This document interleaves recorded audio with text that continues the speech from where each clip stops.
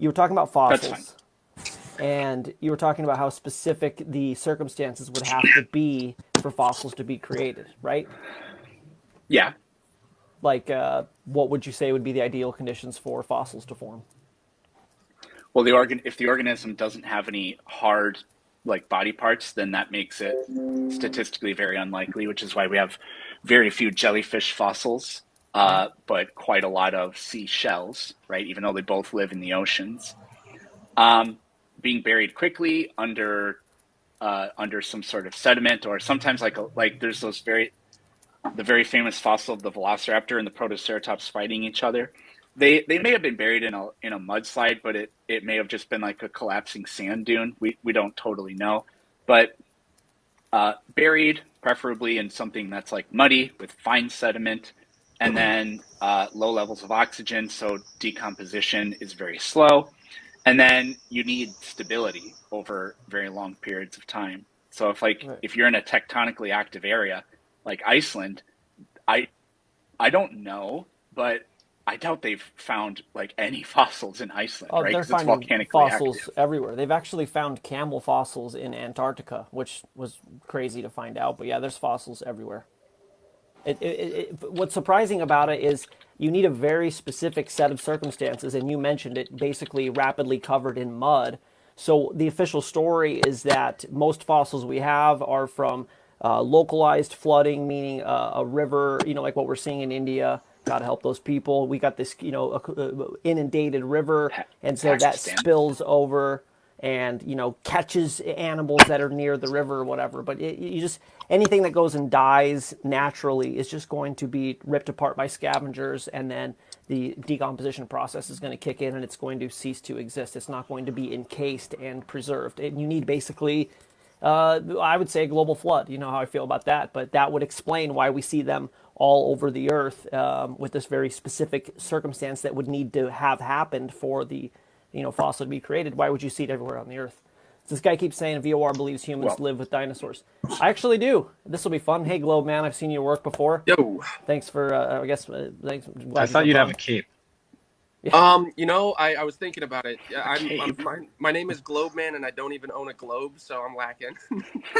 Globe Oh, man. Christmas is coming up. It's Cyber Monday. Get yourself a Oh yeah, globe, or ask that's all somebody to I'm get you asking one. for. I don't want anything else. Just get me a room full of globes. We need Sarah McLachlan playing "In the Arms of the Angel." This poor globe man has no globe. Right. Send 25 cents and we can buy him a globe. And a cape. But I did want to say though, didn't you agree just a minute ago? Sorry, I'm kind of late to the conversation, so correct me if I'm wrong. But you said that or sorry, you agreed that these fossils could be created due to some local event, right? For example, like let's say a volcano goes off and something gets buried in a bunch of ash. Um, that's one possible way it could happen. Yeah. Um, and I mean, we have evidence of these kind of things happening all over the world and at different times. I mean, we can point to 100 different floods, hurricanes, different events that could have caused catastrophe. And that's really like my main issue with just kind of the creationist side of it. It seems like it tries to group all of that in one and say, oh, well, that was Noah's flood.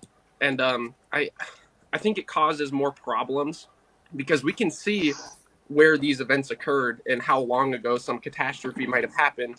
And there's a lot of ways where we can kind of not literally go back in time, but we can run the clock almost backwards and see what events occurred. Yeah, go ahead and explain this going back, running the clock back. What is the scientific process by that? Yeah. Clanton Peterson, So note, you can't give me any answers.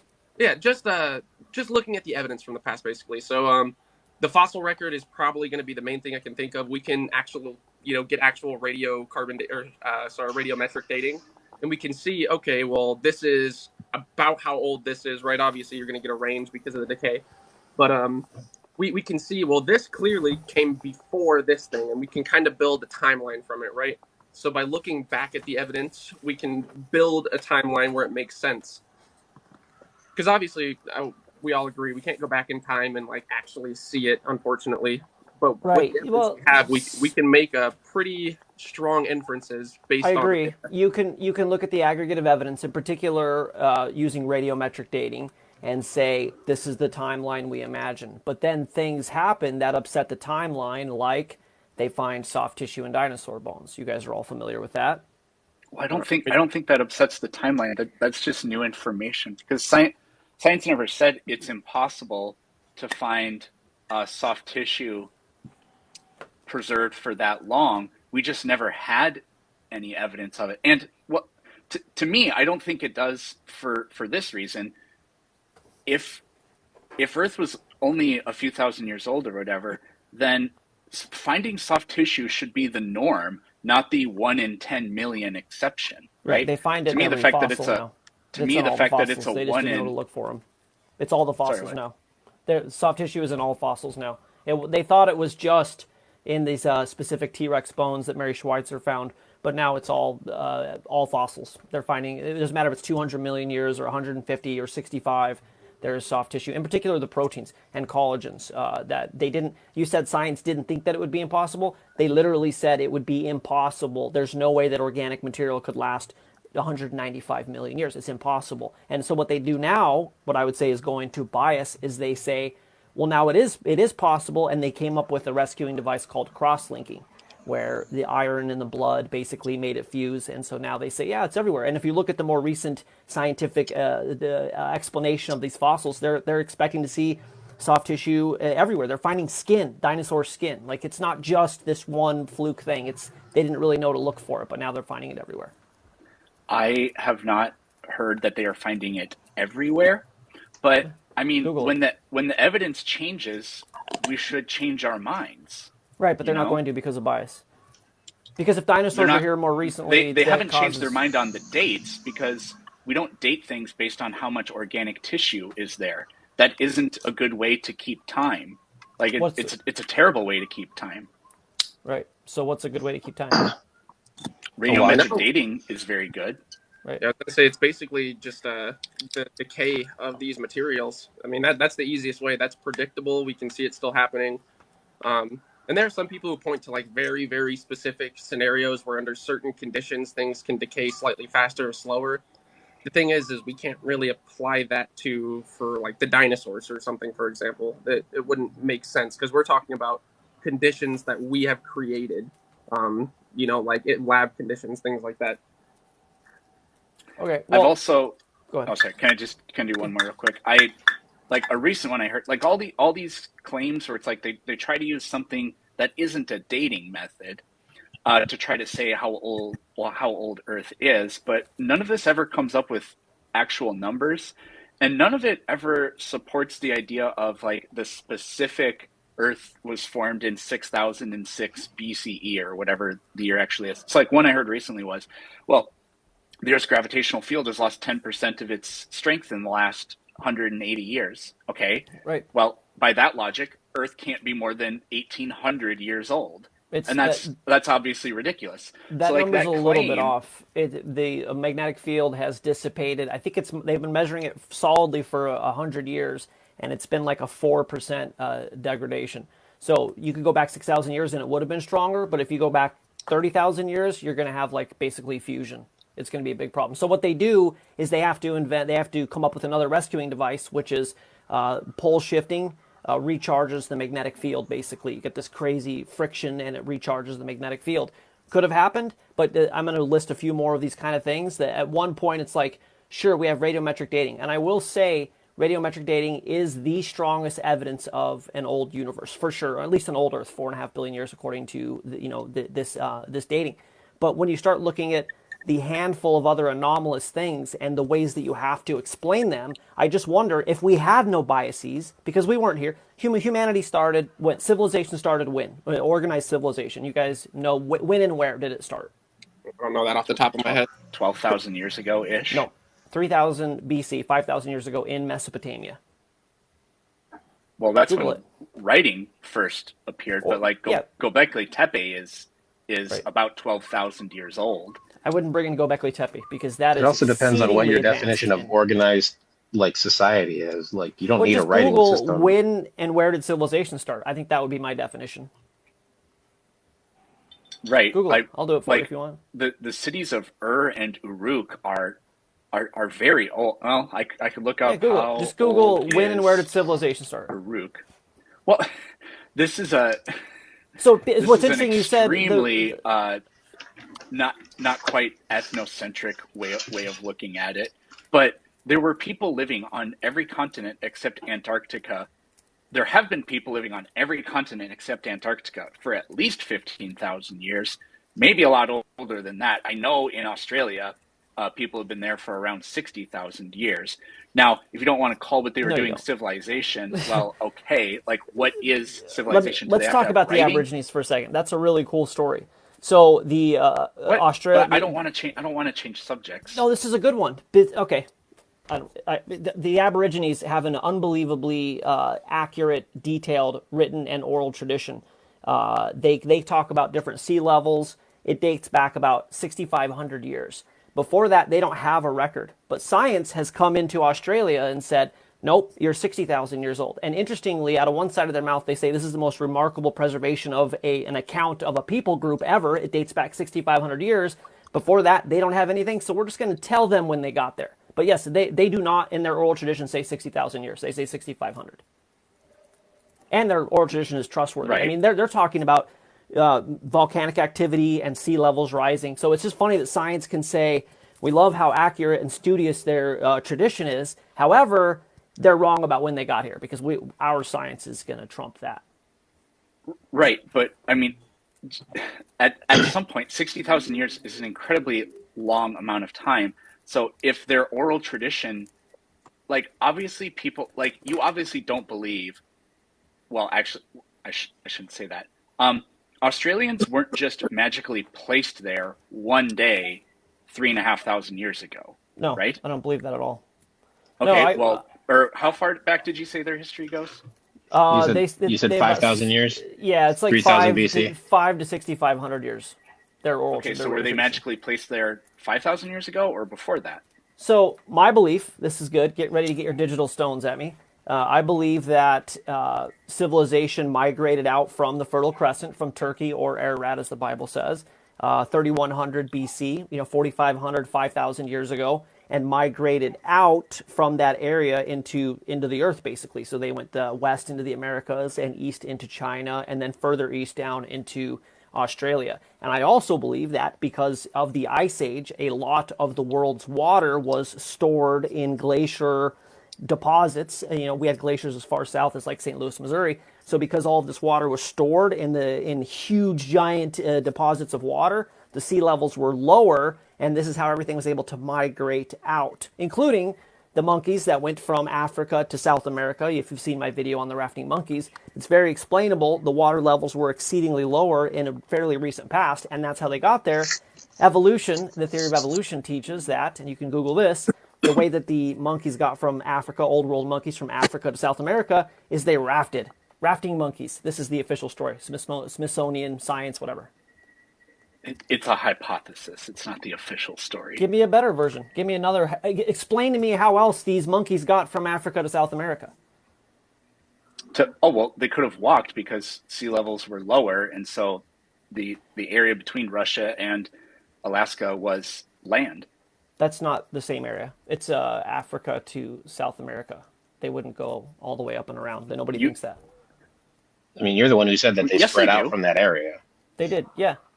But it's Also, like, Yeah, you you're could are you when are sea you levels were supposing that lower. the point at which they decided to split off from the Turkey area, that's when civilization began? You don't think civilization existed in that space first, and then they were like, you know what, I'm gonna go fly south for the winter and then stay no, I there. think that very rapidly from 5,000 years ago, the world was quickly migrated by humans and animals from that. They emanated out from that area fairly quickly, and that the sea levels were lower at that point, and that's how they were able to get over from Africa to there. But the Sorry, problem with, I'm back on the civilization thing because okay, you said that civilization began at like 5,000, 6,500 years ago. But how can that be if that's the same time that they separated from that spot?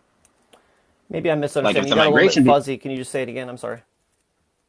there would have to have been a civilization Oh no, from it's oh, there we go. which to migrate, right?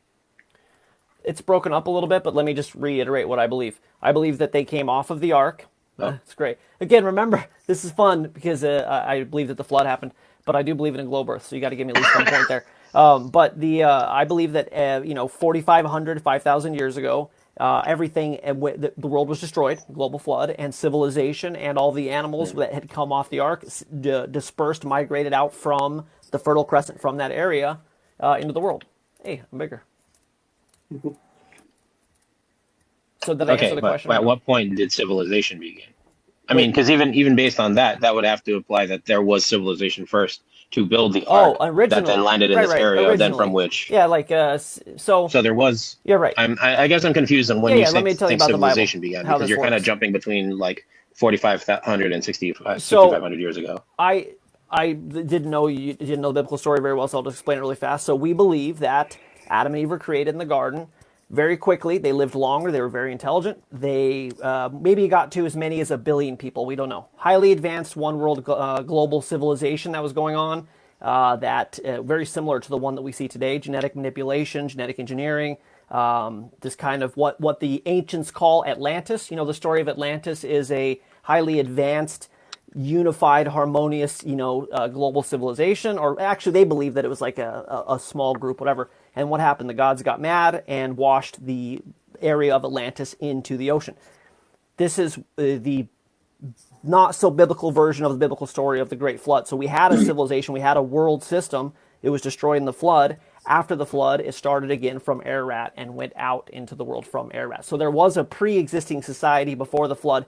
What you're saying about the 6,500 years ago, it's the Aborigines that have that story that it goes back 6,500 years ago. I'm not saying they're accurate. I'm saying science says they're accurate. They could have been 5,000, it could have been 5,500. I don't know. But Okay.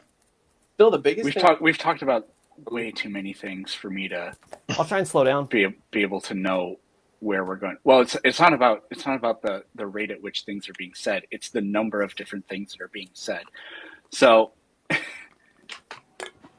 Sorry, I hope I okay, didn't throw a wrench in what anything, specific but things that do we was want a to point that talk never about? got resolved. You came in here wanting to talk about out of Africa, right? Well, Because that's technically, what you I was said. chatting That in was the your first thing thing you and you wanted to invited me say, on, and so what you were talking about fossils and how they were formed, and then you were talking about right? if out of Africa is valid, and I was talking in the chat. So basically, I think this.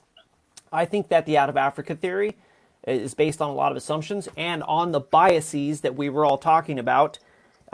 Is there's a lot of guesswork and a lot of assumptions that we came out of Africa. And that's what actually piqued my interest whenever I'm thinking this through. You said Okay. there's no fossil evidence to support coming out of Africa. That's what I was chatting about. Oh, I never said that. You said there was a lack of fossil evidence because there was no fossils formed in Africa. Didn't you say that? No, the guy said, "How come it's so hard to find it?" And I was explaining statistically, like you and I kind of talked about that. I talked about why statistically it's hard to find fossils of our ancestors because of the environment and all of that. But there's a huge amount of, I mean, the fossil evidence says, I mean, it really only points towards the out of Africa thing. So if we just think about this, um, if humans evolved in, so I know like you believe in the flood and Noah's Ark, and I assume you think that speciation happens, like natural selection really does happen, and Yes. one group in a small area can become different subspecies, right? Yes. I mean, So on I so would there like weren't to see 20 like a million specific species example, on the but yeah. ark. There No, weren't no. 20 million species on the ark. Correct. There were fewer than that, and they've radiated and become, the Correct. cats, the leopards have become different subspecies of leopards. The Right. camels have become different subspecies of camels. The Right, whatever, right. right? Exactly. So if so, that's how species can change, right? So if that happened to humans, then what would that look like? Well, we would see a bunch of our like hominid ancestors, right? Like the Homo erectus and the Neanderthals and the Homo habilis and whatever. But those should be relegated to a specific area. Um, and that area should be our origin, would be our origin point, right? And that is what we find. Africa is the only place. The Homo erectus has been found in parts of like around. I'm not sure about the Mediterranean, but parts of Asia we have found Homo erectus as far away as China, I believe. I'm not sure about the islands in the Indian Ocean. I'm not sure about that. Maybe, maybe not. I just won't say. And their Neanderthals lived around the areas of like modern day Israel, around the Dead Sea and stuff like that. And we have found Denisovans and Cro-Magnons around the areas in Europe because like they're named the well, Neanderthals are named after the Neander Valley, which is in Germany, I believe. Right. They're more And the Eurocentric. Denisovans or Cro-Magnons, we found those remains in France, I think. But those were so close to us that we would have had, you know, the same number of chromosomes, probably almost 100% identical genes, just Right. different allele combinations.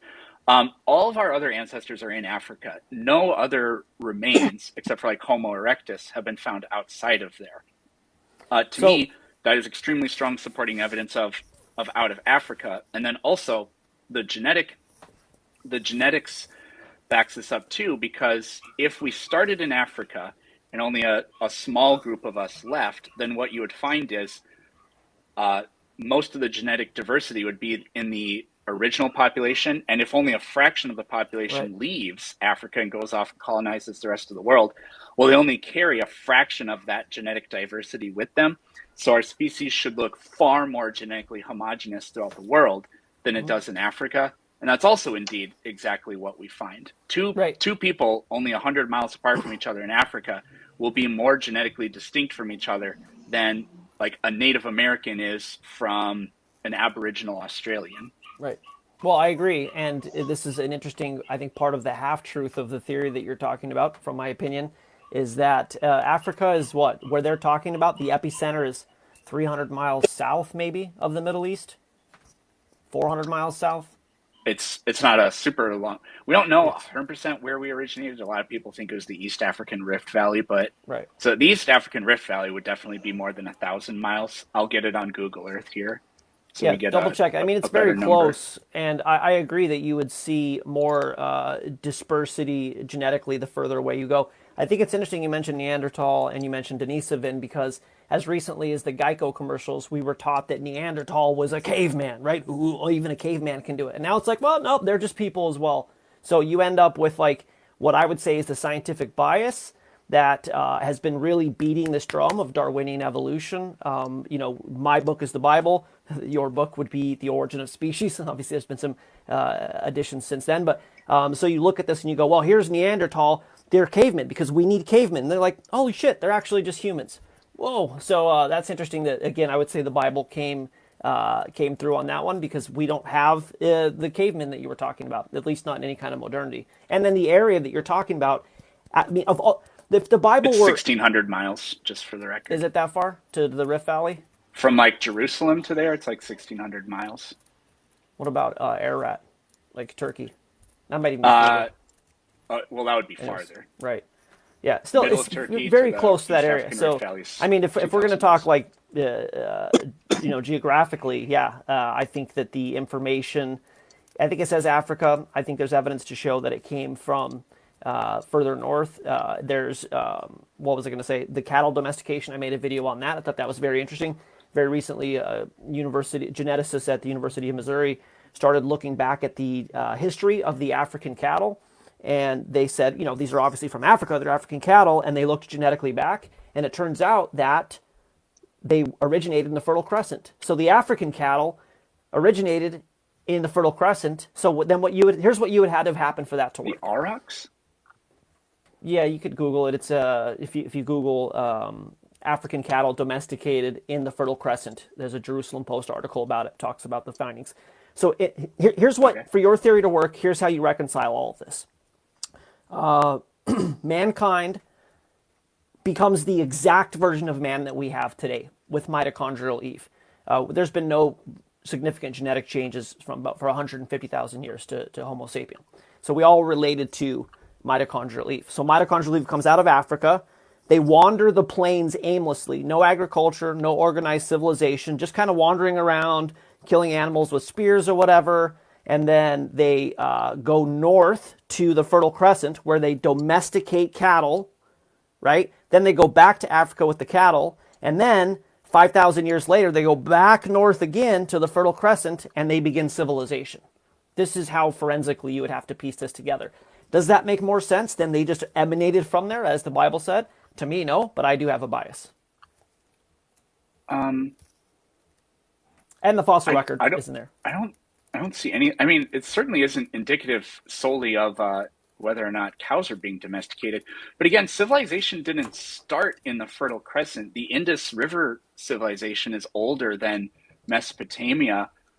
And then like I don't know what your criteria for civilization is. Like, do they have to have government and writing, or To like that me, would that's be a that would very be good an starting point. interesting Right, idea. right. Yeah, it'd be a good idea to quantify what a civilization would be. But to me, before you have a written tradition, a written record, you have speculation. You basically are looking at rocks. Like I know you know this, but before a human being got out pen and paper or chisel and tablet and started writing out, this is fucking who we are. This is how we got here. This is our thing. This is how we do it. You only have speculation. You can look at bones. You can look at rocks. You can dig holes. You can do whatever. So civilization as an organized front, as a governmental, political, education, understanding arithmetic, understanding language, writing this down, springs up out of nowhere. So mitochondria, like you just have like nomadic humans for 190,000 years, just struggling, whatever. And then suddenly, boom, civilization. That's what Yeah, history says.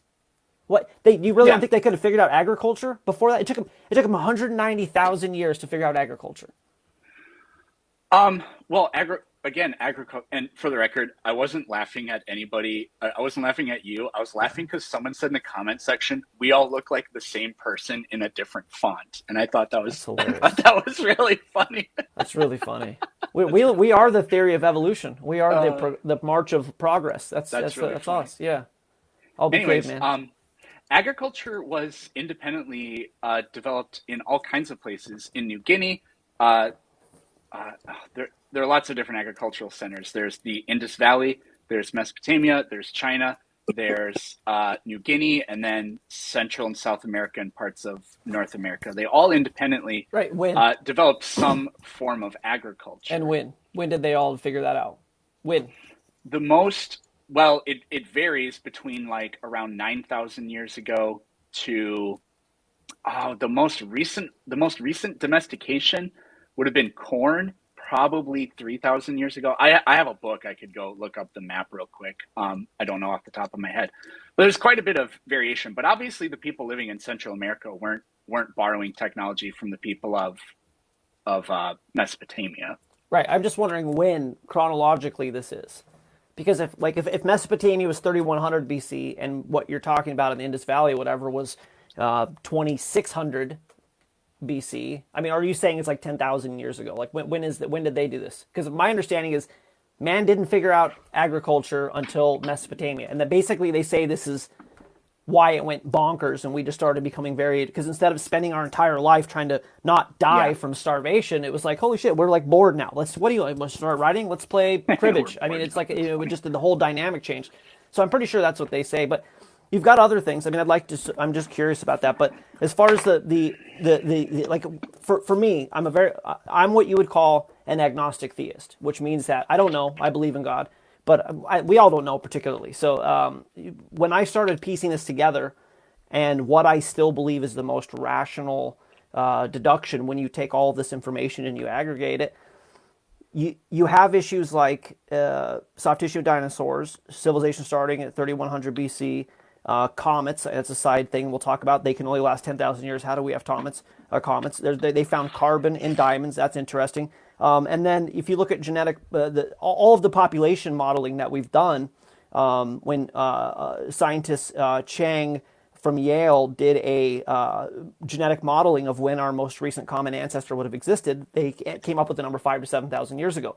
If you take two other things, and then I know I'm just going to throw a lot of information out here, but if you take the known population growth percentage that we have, so we've been really studying the population. We've known since about 0 BC, 0 AD, whatever, that there was 100 million people back then. We've been able to model from that time till now, over 2,000 years, how has humankind, the population growth happened. Obviously, at this point, it's exponential.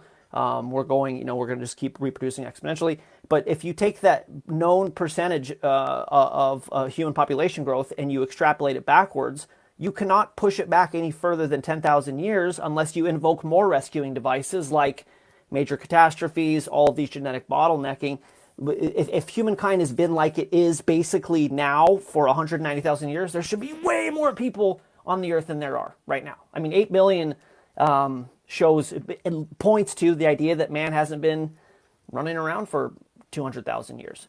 So, Oh, I don't agree with that. We could talk about that. So, and that'll be related to what you were talking about earlier. So, like the thing you were saying, like, oh, they're running around for all this time, and then all of a sudden invented agriculture and all that. Well, agriculture was extremely hard to come up with because, first of all, it's part of it is exponential growth, like you talked about, like with like information, or like we could just think of like books that are published, maybe just raw information would be a better metric, right?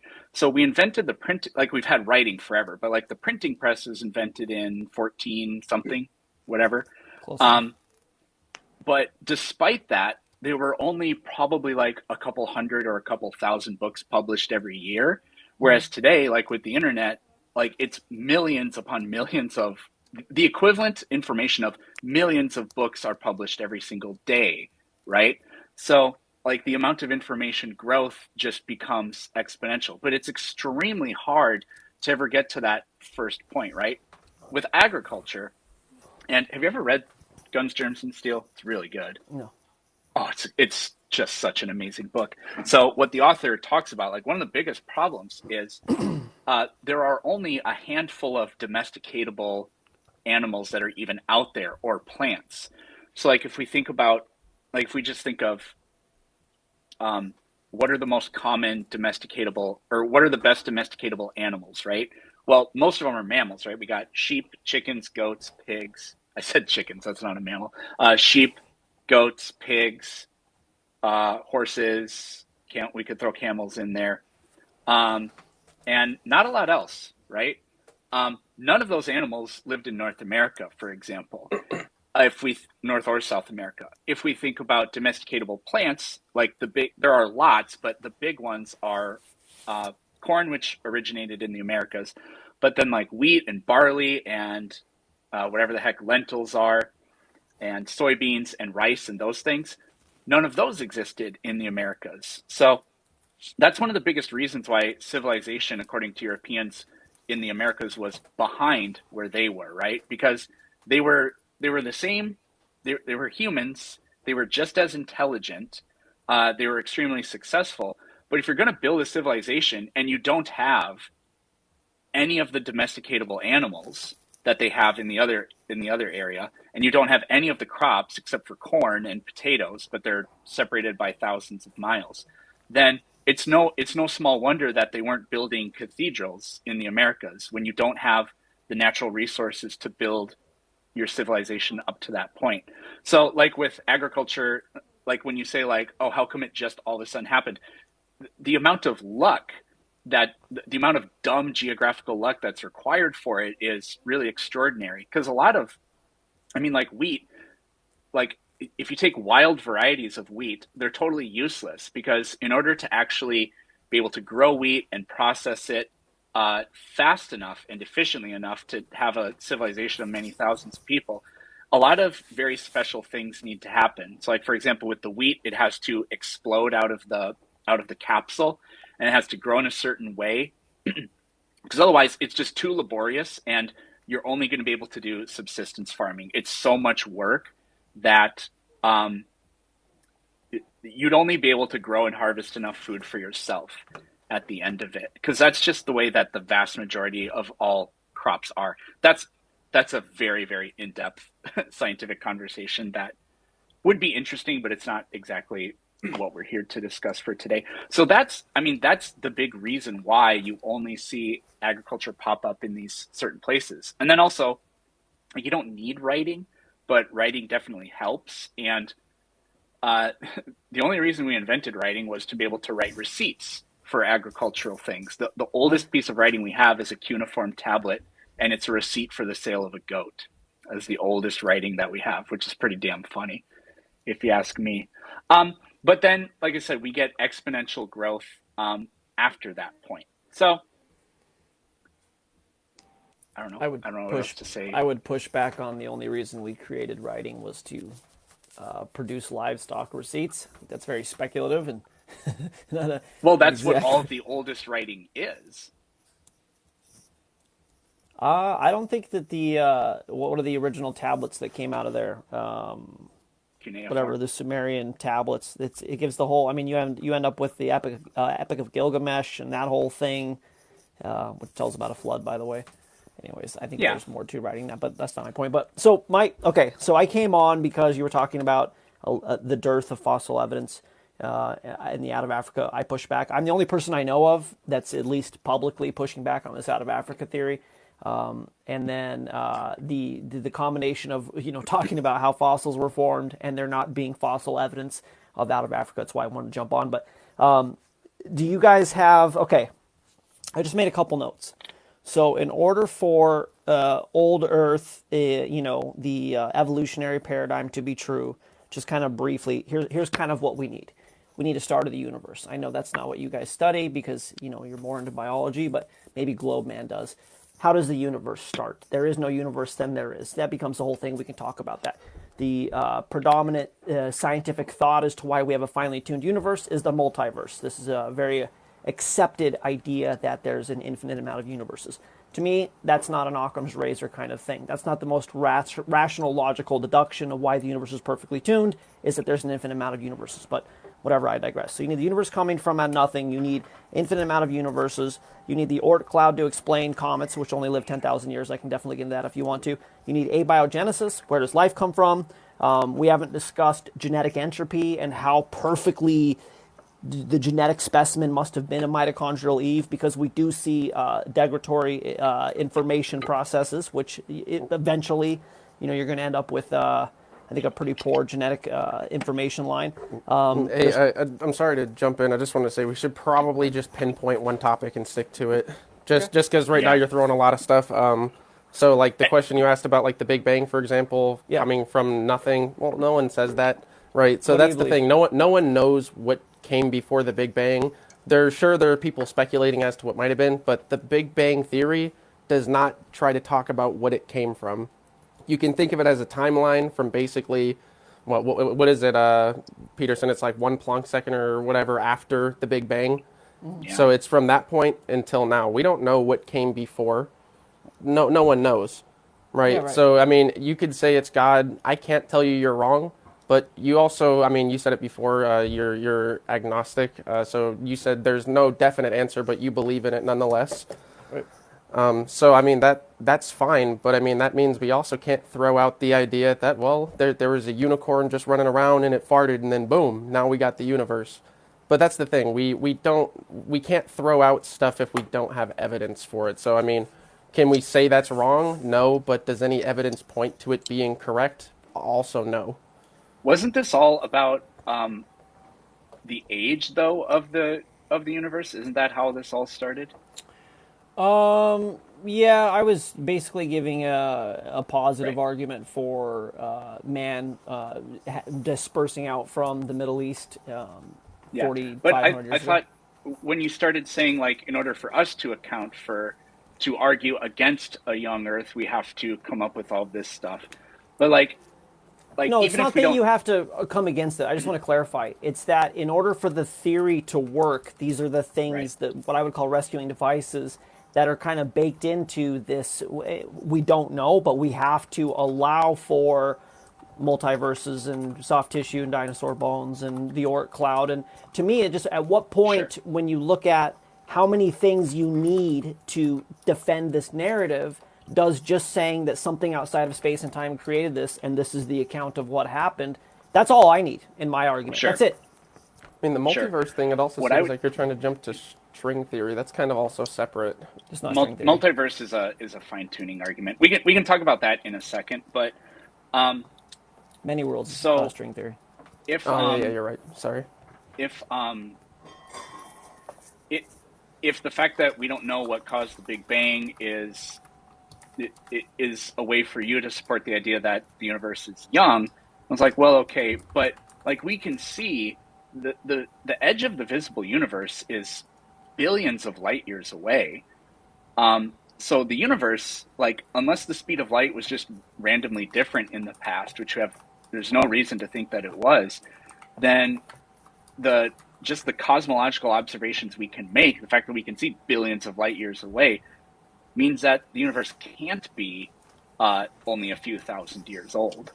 I mean, that would be one thing. Another thing, yeah, There's I don't have a belief about how the universe came to be. The whole idea of a multiverse is like kind of a reconciliation with fine tuning. Our universe does appear that it's very, very finely tuned, but there could be all kinds. So, like, why are the constants what they are?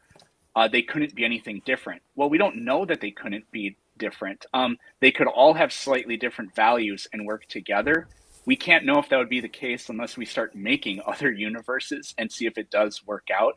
The multiverse, it's just an idea that, well, yeah, I mean, maybe we just have infinite universes with infinite different combinations of constants. We don't know if there coffee, are, please. but it's just basically an argument against the idea that this can be the only one and it had to have been specially created. I mean, if we can imagine otherwise, then it's not exactly evidence against it, but like you can't say this is the only way. Well, I It's never just said it's the only this way. is just the only universe we know of. What I'm saying is that you can say, yeah, maybe it is finely tuned, maybe it isn't finely tuned. Globe Man can say, yeah, maybe the universe came from nothing, we don't know. What I'm saying is, in order to explain this reality outside of it having been created, you need to invoke these kind of things. I've got your standard people saying that I'm mentally ill, I need to go back to school. What I'm telling you is that if you want to believe that there is no creator, you have to make pretty substantial leaps in logic to justify such a belief. It's fine. I fully support it. I'm just saying it's.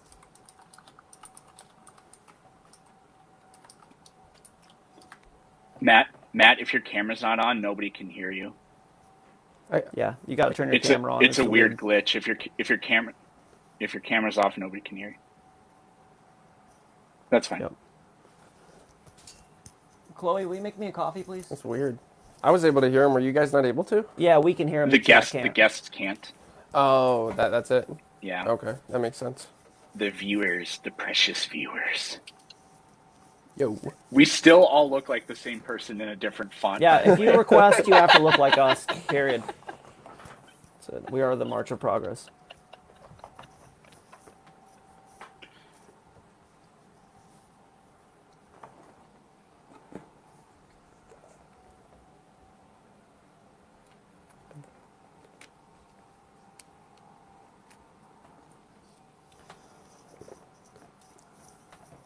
They still can't hear him. Oh, what? Yeah, They're saying they still can't I want you. to hear this. I What the really heck? do. Maybe exit and come back in and grab the camera right away. I don't know what's going on. Yeah, I don't know.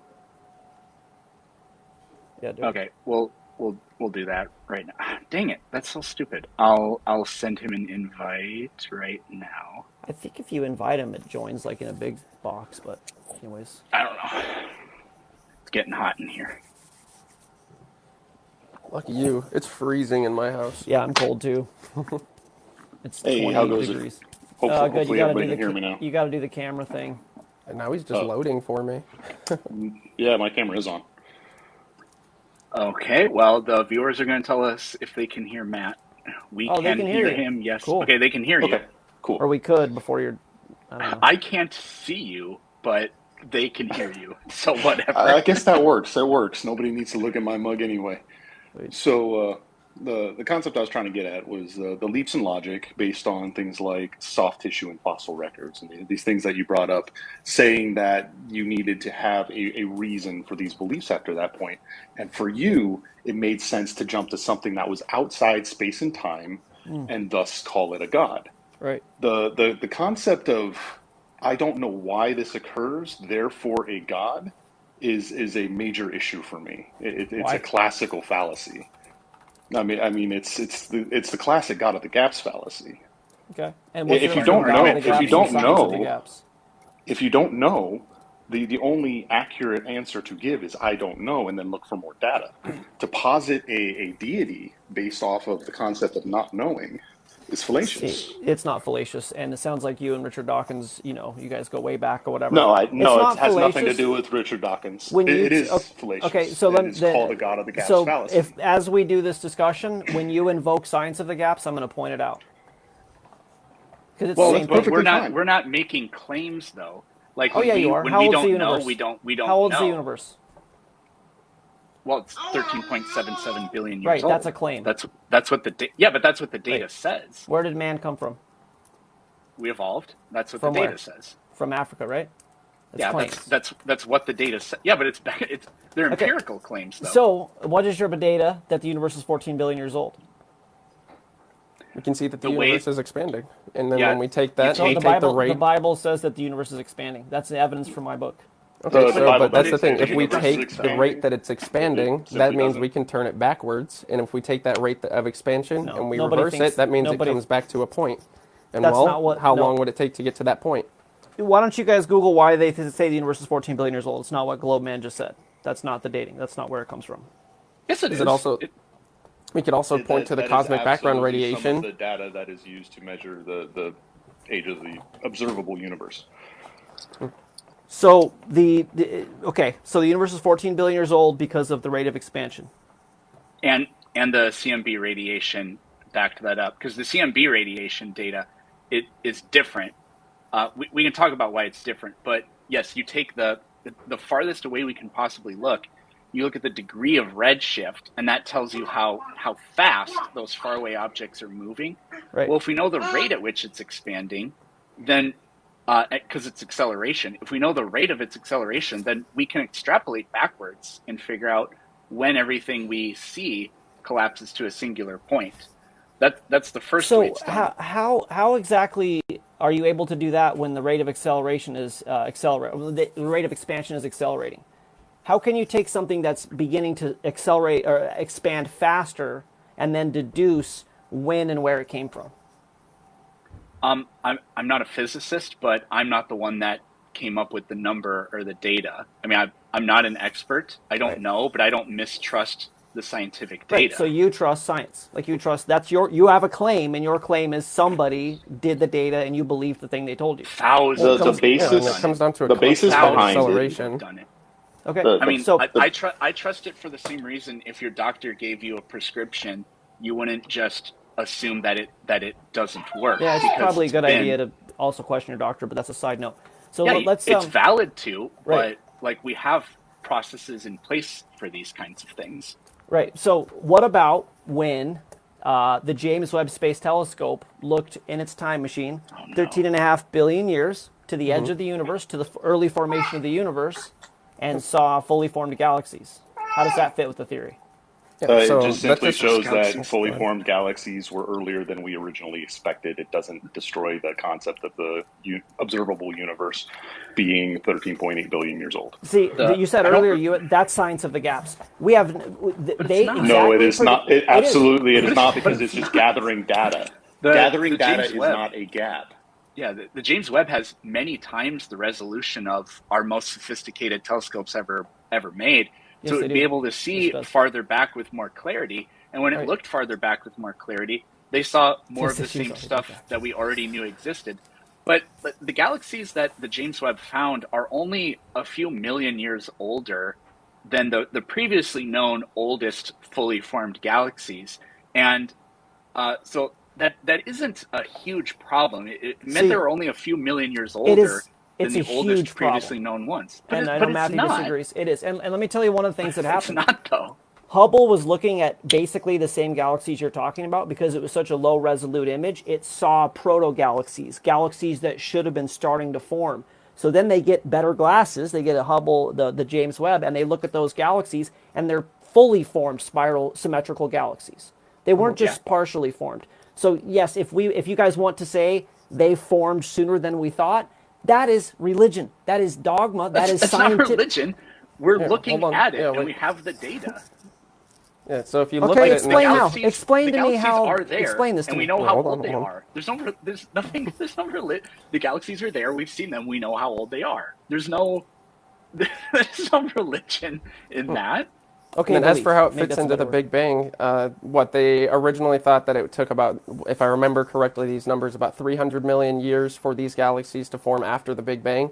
Well, Right. that means we still have quite a bit of time to play with, and that's the thing, that they're just filling in data that they didn't have before, right? They didn't know, and they're going to say, well, this is what we can see now. Like for example, as you say with Hubble, they're going to say, well, this is what we're seeing, but until we get it in better resolution, we can't really make too many more extrapolations from that. And then, lo and behold, James Webb comes and we see it, and we're like, okay, now we have new data to work with. It doesn't mean that it's a religion, it just means new data has been presented. I'm going to let you guys talk for a minute. Go ahead, Matthew.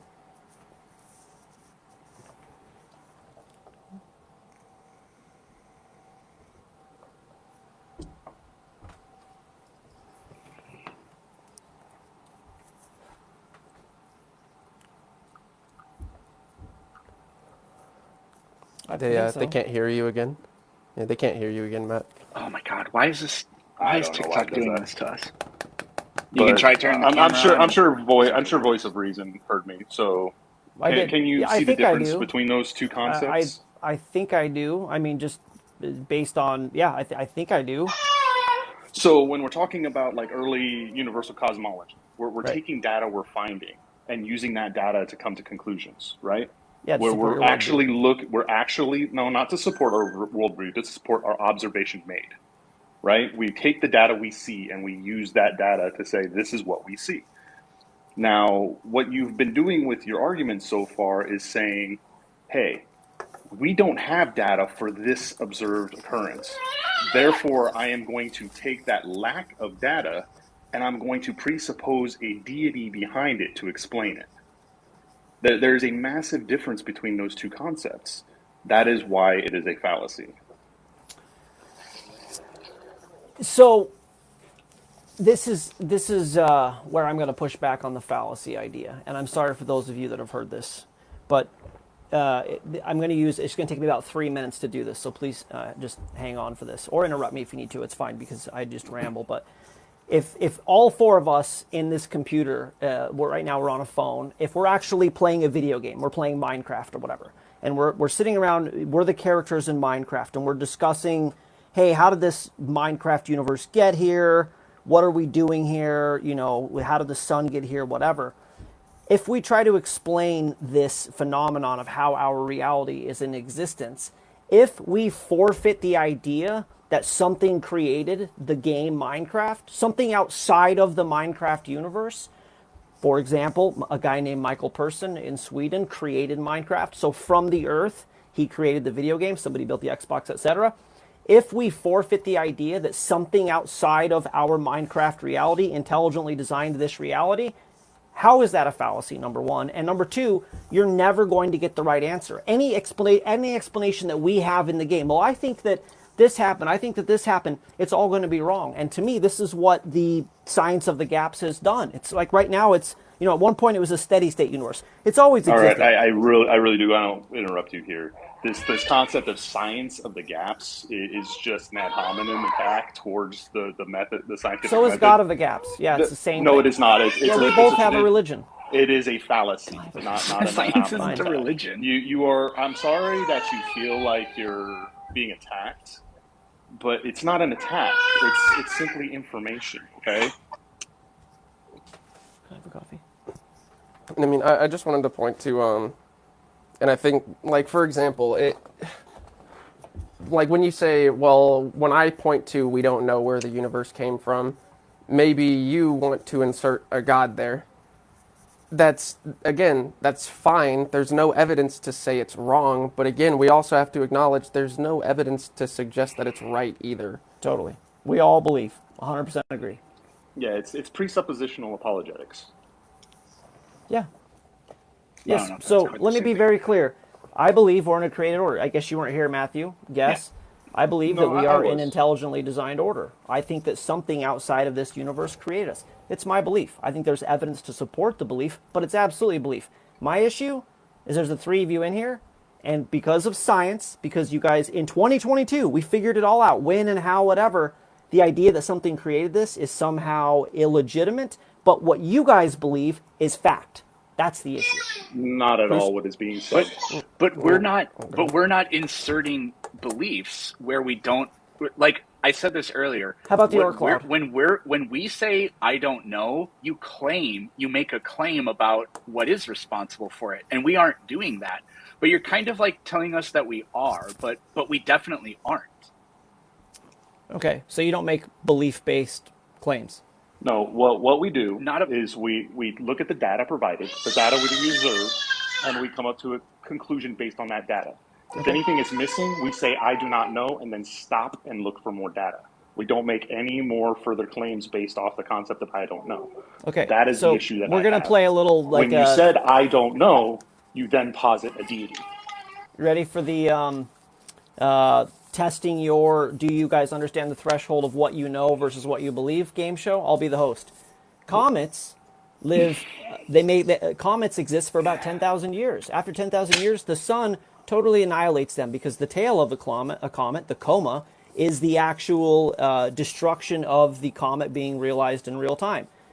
Yep. If the universe is 14 billion years old and comets only last 10,000 years, why do we see comets today? Okay, so I heard you say this earlier, so I got this. So this is a really awesome free website. It's called The Sky Live. Just Google 3D solar system and you get this. So it's really cool. Um, so this goes with, you were talking about the Oort cloud, like why do we think the Oort cloud exists and comets and all that kind of stuff. So this has a few comets on here, and if we do like 1 second equals 10 years, we can see, there go the comets, right? Um, so it's This true is a that real as picture, right? We're watching this is like from. Just yeah, kidding. The the simulation, data obviously. no, Yeah. the data is really good. Like it's got Halley's comet What are you trying to on show me here here? and a few others. Well, we're looking at the comets, right? So some Okay. comets, like whatever this one is, let's make that go a little less crazy. Whatever this comet is, some of them are close to the sun, and it's true. Once a comet gets about as close as Mercury, the ices that make it up start to evaporate, and a comet, obviously, like this comet can't last for billions of years. Right. You're right. But like the idea that a comet can only last for 10,000 years or something like that, I don't think that's supportable because these other comets, Google it. um, I don't, well, so here's why. So some comets have their orbital period, which just says how long their year is, can be like around 10,000 years old. So if I just take the name of one of these comets, comet C 2017 K2, 27 K2, and we can find out comets have impossible names, so it takes a little while to figure out how old they are. Dum dum dum. So I just Googled a random comet, and I'm trying to figure out what its orbital period is. So sorry, it might take me just a second. What do you call that? It's orbital period, right? Okay. So this comet says, so this random comet C 2017 K2, its orbital period is 18,000 years. Right. So that's how long it takes for it to even come back to the sun. Perfect. Right? And this is one of the comets that was on this So- simulation, which I'm going to go back to because there's a really important part here. So that comet has an orbital period of that much time, right? So it takes that long just for it to come back. So it obviously it could last more than 10,000 years because the only time in which those ices are evaporating is when it's somewhere between Jupiter and Mars in here. But that obviously doesn't even represent close to 1% of its orbit, right? And then, so there's that part. And then the whole part about the Oort cloud. I've heard you talk about the Oort cloud before, and you're right. We can't see it, but there's lots of things in science where that's kind of the case. Like we can't see electromagnetic radiation, but we can build sensors that detect it, and we can't see atoms, but we can experimentally verify their existence. The Oort cloud, Jan Oort is the guy that did most of the research behind this. So what we do is, we take these comets. So some of these comets, it takes them thousands of years to orbit the sun. So we haven't seen their full orbit, but gravity is like, I know you're not a flat earther, you believe in gravity, obviously.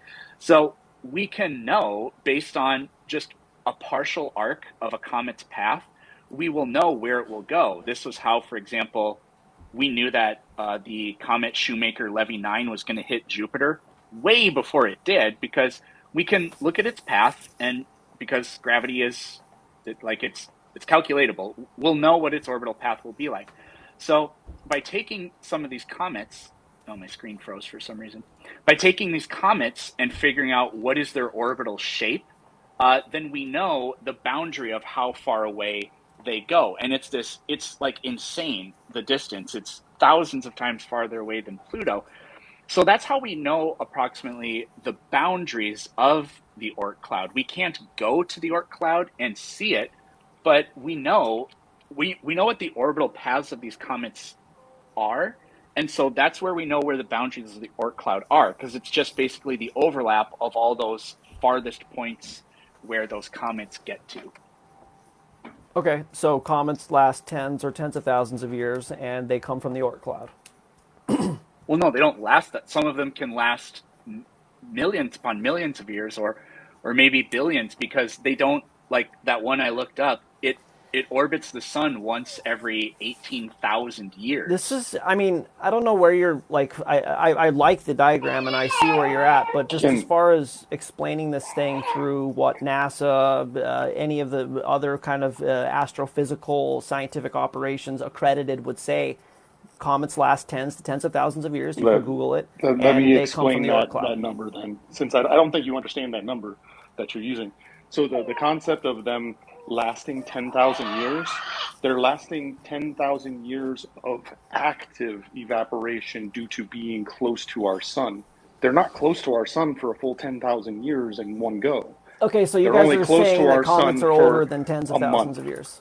A month, a week, yeah, couple of months. And then you have to add up those couple of months over the entire period of their orbit. Okay. Right? If their orbit is 18,000 years and only a month of that 18,000 years is actually active evaporation, then you're going to require millions of years to accumulate 10,000 years of active evaporation. Okay. That's and fine. But also, it's not what science is saying with this, so... I mean, but it is. I agree. I agree. That is exactly what science is saying.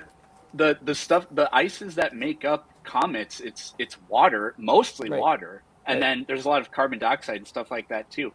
If you're farther away from the sun than Mars, then like dry ice and water can't, like water definitely doesn't evaporate because it's way too cold. It's low pressure, so it can sublimate a little bit, but like those comets, the ones that have orbital periods of tens of thousands of years, for way over 99% of their year as they're going around the sun, it's only when they're right, if this pen is the sun, it's only when they're right here that it's warm enough for the ice to sublimate. And then for the vast majority of all that other time when it's out here, it's not. It's retaining all of that, all of those ices. So it may, I heard what Matt was saying about 10,000 years is just how long it takes to sublimate all the ices, but only when it's a certain distance from the sun. So I'm going to teach you guys a little bit about this, because I mean, I like what you're saying, but you're just wrong. So do you guys think that comets are outside of our solar system? Okay, sure. Do you think that do you guys think that they're outside of the solar system? Matthew, do you think comets come from outside of our solar system? I don't know the orbital trajectory of every comet, so I can't tell you that honestly. According to every official scientific authority on the matter, they're in the solar system. They're in the solar system, and they reside in a place called the Oort cloud, and they get deflected out of the Oort cloud into the trajectory that you're talking about, Peterson. That they could, because they're kind of doing their thing, something get knocked into this. The problem is the Oort cloud has never been and will never be observed because it's too far away for us to ever observe it. So it's entirely a belief. Yes, but it's based on evidence. You can have beliefs based on evidence. It's based on the evidence that there are data, comets. Evidence, mathematics. This is what I'm trying to get you guys to see. Orbital trajectory. Yes. All these things are real things. Okay. The data is that we see comets. That's the data. This is my problem. I'm God of the Gaps. There's also data on where the comets go, the direction. Where do they go then, Matthew? You just said you know where they come from. I'm telling you. If you'd stop talking, I'll tell you. I already showed you. We can see the direction a comet is moving. We can calculate how fast that comet is moving. We can track that comet as it goes around our sun, as long as it's within our observable distance where we can actually watch it and maintain data on it. We can track its trajectory. We can track its orbital velocity. We can Right. track the distance that we see it move. And then we can use those numbers To what? and plot those into mathematical equations to figure out the remainder of that orbital path. And when we have the remainder of that orbital path, we can then tell exactly how far away that comet goes. Okay. It's mathematics. Yeah, I mean, I already explained this, but like you see this comment right here. This is the one I looked up, the 2017 K2. Right. We right now this is extrapolated way off into the future in the year 2034. That's where it will be in the year 2034, right? Mhm. We watched it. Uh, so we know its orbital path. Matt did a really good job of explaining this, but I'm just going to visualize it for us. So we know exactly what its orbital path will be. So we know what it's when a comet gets really far away. I can't remember if that's its perihelion or aphelion. I don't remember. But we know how far away it will get before coming back. And we've analyzed thousands of, well, I don't know about thousands, but we've analyzed a huge number of comets this way. So we know where they go. Some of them only go to the Kuiper Belt, but others go many, many more astronomical units farther than that. And the Oort cloud is just the overlap of all those perihelions or aphelions. Like, again, I don't remember. Do you know, Goldman? Do you know which word it is, perihelion or aphelion? I don't remember. I think Okay, well, whichever one. perihelion is the closer one. I could be wrong though. Aphelion, perihelion. Oh yeah, aphelion is the far one. So the Oort cloud is just the overlap of all those aphelions, right, where they go. So that's how we. That's how the idea of the Oort cloud came about. It is it. You're right. It's a belief, but it's a belief based on the data, right? Like if I were to shoot a cannon, and I know exactly what its I was exit just thinking velocity about the will. bullet analogy. That's funny you brought that up. Yeah, if I was going to shoot a cannon or a bullet and I know exactly what its exit velocity is and the angle I shoot it, Mm. I won't see where it lands, but I can use science and mathematics to calculate where it will end up. And I might be off by 5 or 10%, but it's going to be very good. We know how to do these kinds of calculations. Like I said earlier, that's how we knew that the comet Shoemaker-Levy 9 was going to hit Jupiter, and we knew that. I don't know if it was years before it No, happened, but we it was knew months. way before it hit It Jupiter was that months. it was months. So we Yep. knew a long time. So that's how we do it. That's how we know where the Oort cloud is, or like what its dimensions are. And you're right. You are right when you say nobody's ever seen it or It's been to it, theoretical. but it's too big and too spread out to even be able to see. Right. Right? It's kind of like you can see the atmosphere, but what is the atmosphere? Well, it's mostly nitrogen and oxygen, and then some other stuff. Well, have you ever seen nitrogen or oxygen? No, but like we have these scientific models to describe those things. So it's the same story with the Oort cloud. So Like, oh, sorry, go I ahead. I just I think it's absolutely fine to believe that there is a comet generating sphere at the outside of the solar system, and it's got all of the icy bolides, and they're cruising around out there, and occasionally they get knocked off and they fly to the Earth, and this is why at 14 billion years in we see fresh comets. That's totally fine to believe that, but Our solar it's system isn't that old.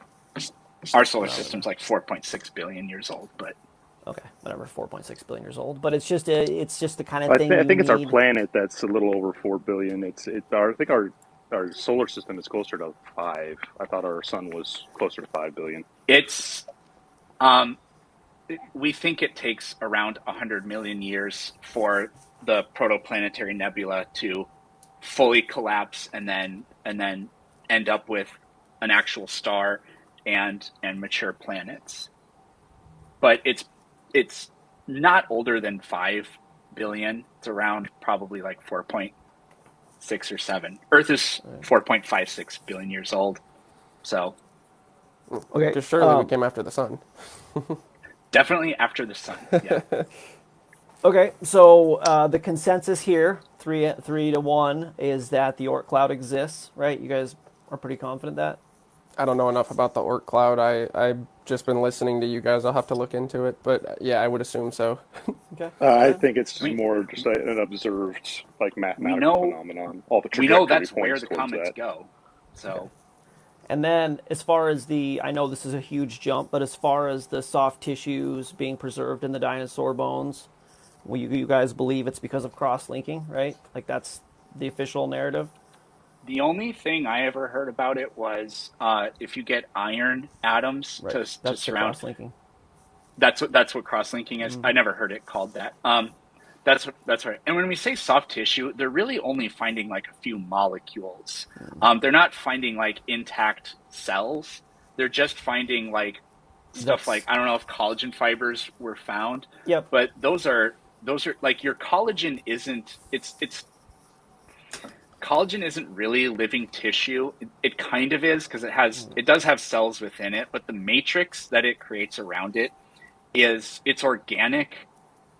They're organic molecules and like it's tissue, but kind of in a weird way. Like your bones are living tissue, but the vast majority of the bone matrix is just uh, calcium apatite or something like I can't remember Right. specifically what the mineral is, but yeah, they're not finding like intact cells. They certainly aren't finding a single molecule of DNA or anything like that. But they are finding like molecules associated with the tissue. Okay. Wait, I would look into it. They've found quite a few more since then. They've found red blood cell structures. Some people say they're red blood cells. Some people say they're just structures. Collagen, even skin. They've been finding quite a bit. But that's fine. Cross-linking. Okay, so we've got the Oort cloud. We've got cross-linking. I'm just kind of getting a feel for where we're at because I think you guys represent science pretty well. And this is probably need about 100, probably about 1,000 more of you to the one me who's a young Earth creationist. But the next thing I would ask is the consensus, the scientific consensus here is that did you say that they either aren't finding fully formed galaxies at 13.5 billion years or that they are finding fully formed galaxies at 13.5 billion years? They just formed more recently than we had thought. Um, I don't remember the exact numbers. I don't think it's 13. That's It's 13 and a I half. don't remember I think it was 13.4. Okay, 13. sorry. Okay, so right around there. So somewhere around The there, yeah. number I remember is 300 million years after the Big Bang. That's the number that was Five to sticking in my head, 600. and Yeah. that would be 13.4. So before that, we had found galaxies that were younger than that, but only by a few million years. It may have been as many as like a couple tens of millions of years, which is a huge number. But when we're talking about they were already 13.3 billion years old, and now they're 13.4 billion years old, that's only a change in a few percentage, right? So And it certainly isn't because what I heard a lot of people say at first was they found galaxies older than the Big Bang.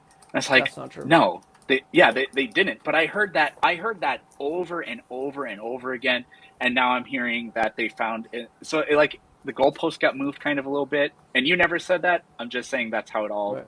that's where it Well, all there's came always from. That's how it all misinformation that started comes through out. this, but this is the first major scientific discovery that scientists in my field made predictions of and totally validated our worldview and totally discredited the standard cosmologic No. cosmogony. How can you But say that? They I'll found galaxies that are 13.4 billion years old, therefore Earth is 6,000 years old?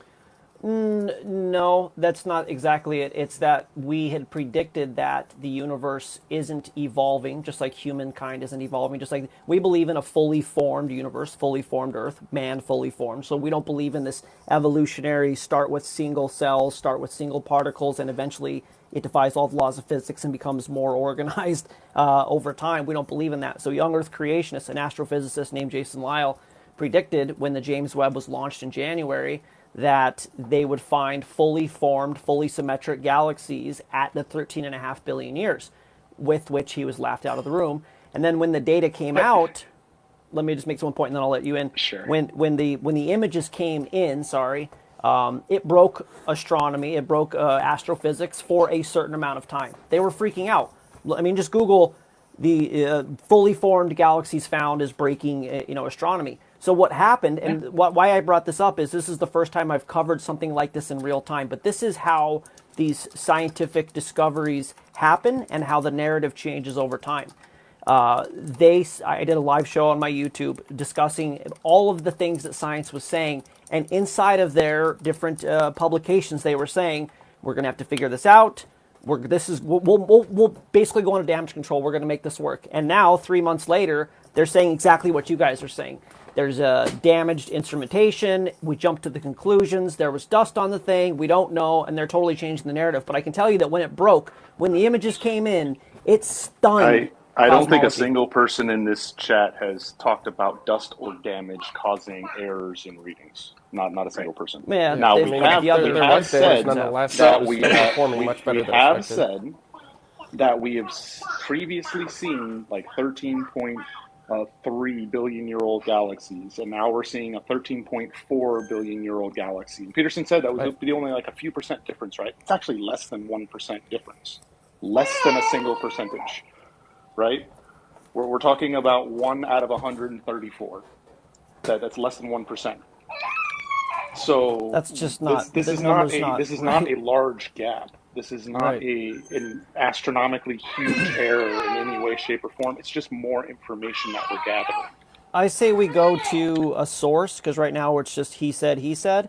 I'm going to read to you something. Let's look at, Can we go actually? ahead. I wanted to talk about it.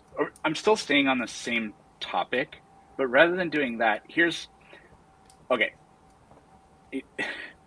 Here's the thing. So this is why I don't think this is a good case, because like what you're saying is science found galaxies that are 13.4 billion years old, therefore Earth is only 6,000 years old.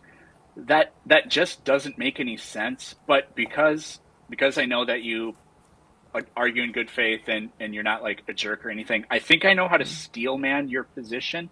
So I'm Okay. going to do that, but then it still needs some accounting for. So we found galaxies that are 13.4 billion years old. Therefore, Earth is 6,000 years old. That doesn't make any sense. But their presumption is that cosmic evolution doesn't happen. So if we look deep in the past, we should see more of the same thing. We should see stability, and that is what we find. But then you have to account for it. So this is what I'm wondering if you can do. Then you have to be able to tell us, then how come we can see so many billions of light years away? It would take billions of years for that Right. light to get to us. So how can the universe only look like it's many billions of years old? Because Right. what would be happening, like there would basically be some kind of like weird interference going No. on here. How can a universe that's only a few thousand years old be billions of light years across? The observable universe has a radius of 43 billion light years. And how can it look billions of years old if that's the case? That would be what you have to explain in order for anybody in the scientific community Right. to think that we've got something here. I'm going to answer that, and you guys are going to love it, especially Matthew. He's going to really like it. So I expect a full tilt. But just before we go to that, as we close the door on the Big Bang thing, do you guys consider Scientific American a publication that's science approved? I Pretty much. don't know what that is. Maybe. Scientific American, it's one of the premier secularist. I mean, you look it up. We can look up It another has a one. very This is- good reputation. Okay, so this is Take your word for September it. 14th. JWST first glimpses of early galaxies could break cosmology. James Webb Space Telescope's first images of the distant universe shocked astronomers. Is the discovery of unimaginably distant galaxies a mirage or a revolution? September 14th of 2022. Why I wanted to Could say, you do me a favor? Could you not use sensational headlines and actually use context of articles instead? Because headlines are specifically designed and derived to grab Okay. attention, so All right. they're written I'll just read the sensationally article. This will be for fun for that everybody. specific context and for that Okay, specific I reason. get that. Yeah, Did you that's say a good way to get. September? Is the September September issue? of this year. Yep, September 14th of Okay. 2022. If you want to look it up yourself, JWST first glimpse of early galaxies could break cosmology. So Rohan Naidu was at home with his girlfriend when he found the galaxy that nearly broke cosmology. As his algorithm dug through the early images of the James Webb Space Telescope late one night this past July, Naidu shot to attention. It had sifted out an object that Naidu recognized was inexplicably massive and dated back to just 300 million years after the Big Bang, making it older than any galaxy ever seen. I called my girlfriend over right away. I told her this might be the most distant starlight we've ever seen. After exchanging excited messages with one of his collaborators with lots of exclamation marks, Naidu got to work. Days later, they published a paper on the candidate galaxy, which they dubbed Glass Z13. Z as in Z. The internet exploded. It reverberated around the world. The discovery of this galaxy just weakened the JWST's full operations was beyond astronomers' wildest dreams. JWST, the largest, most powerful observatory ever launched from Earth, was built to revolutionize our understanding of the universe. Let's see here. It talks about what it is. This is the scarcely probed era, no more than a few 100 million years after the Big Bang itself, in which the very first stars and galaxies coalesced. How exactly this process unfolded depends on exotic physics, ranging from uncertain influences of dark matter, dark energy, to the poorly understood feedbacks between starlight, gas, and dust. By glimpsing galaxies from cosmic dawn of JWST, cosmologists can test their knowledge of all these underlying phenomena, either confirming the validity of their best consensus models or revealing gaps in understanding that could herald profound new discoveries. Such observations, I can keep reading if you want. Such observations were supposed to take time. Initial projections estimated the first galaxies would be so small and faint that JWST would find at best a few intriguingly remote candidates in its pilot investigations. Things didn't go quite as planned. Instead, as soon as the telescope scientists released its very first images of the distant universe, astronomers such as Naidu started finding numerous galaxies within them that are in parent age. So, one second, let me finish this paragraph. Okay. Started finding numerous galaxies within them that, in apparent age, size, and luminosity, surpassed all predictions. Right. I mean, I can keep reading, but this is like so. So they were older than they thought they would be, but they weren't younger than they thought they would be. If they were, this doesn't support a universe that's only a few thousand years old. And I did this when I was covering this live. So, is everything we knew about cosmogony wrong? Or is everything we knew about the age of the universe wrong? Or is everything we know about starlight travel wrong? It's one of those three. None of the above. None of the Explain, above. Matthew. We thought I can tell you the It direct simply quote means from we don't the have as much data as we thought we had. That's it. The oldest known galaxies, the oldest known fully formed spiral galaxies were 13.3 billion years old. Now they're 13.4 billion years old. That doesn't mean that everything we thought was wrong. It means the previously known older ones aren't the oldest ones. It doesn't disprove anything else. I mean, Go down a little bit further. At stake is nothing less than our very understanding of how orderly the universe we know emerged from primordial chaos. JWST's early revelations could rewrite the opening chapters of cosmic history. Hold on. Yeah. So I just wanted to say though, this is actually another article talking about. I think this article that we're referring to right now. Can't wait to hear this one. Yeah, this is from. Let's see. This guy's named Keith Cooper. He has a degree in physics and astrophysics from the University of Manchester. Which is definitely a more valid astrophysicist than Jason Lyle, because he's an astrophysicist with degrees from Colorado University, but he believes in a young Earth. So, anyways, continue.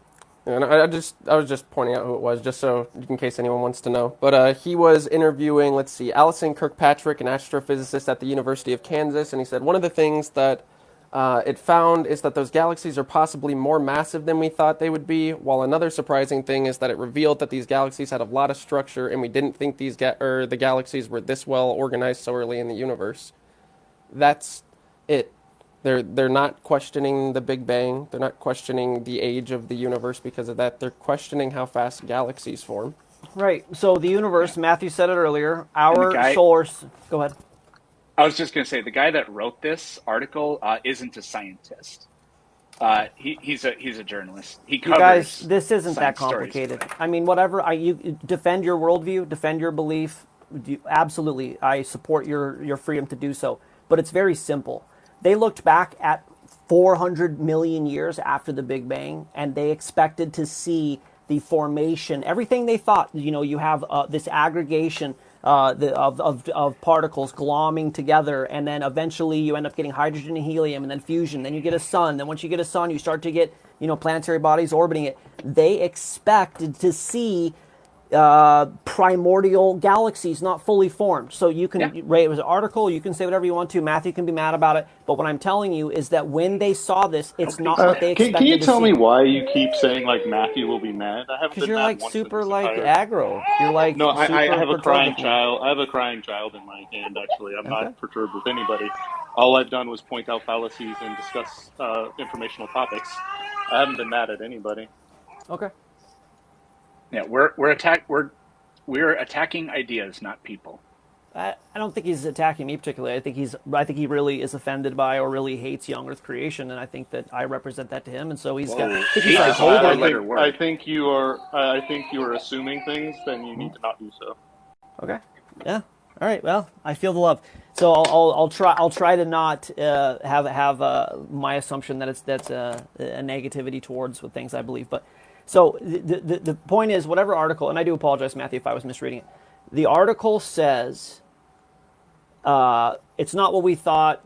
Peterson says it's not what he thought. Matthew says this is exactly what science. But can you guys understand, just at a fundamental root level, they expected to see something totally different, and what they saw with their eyeballs, with the Yeah, data, it's breaking our understanding of either how old the universe is or how no, it's planets, not. how solar systems form.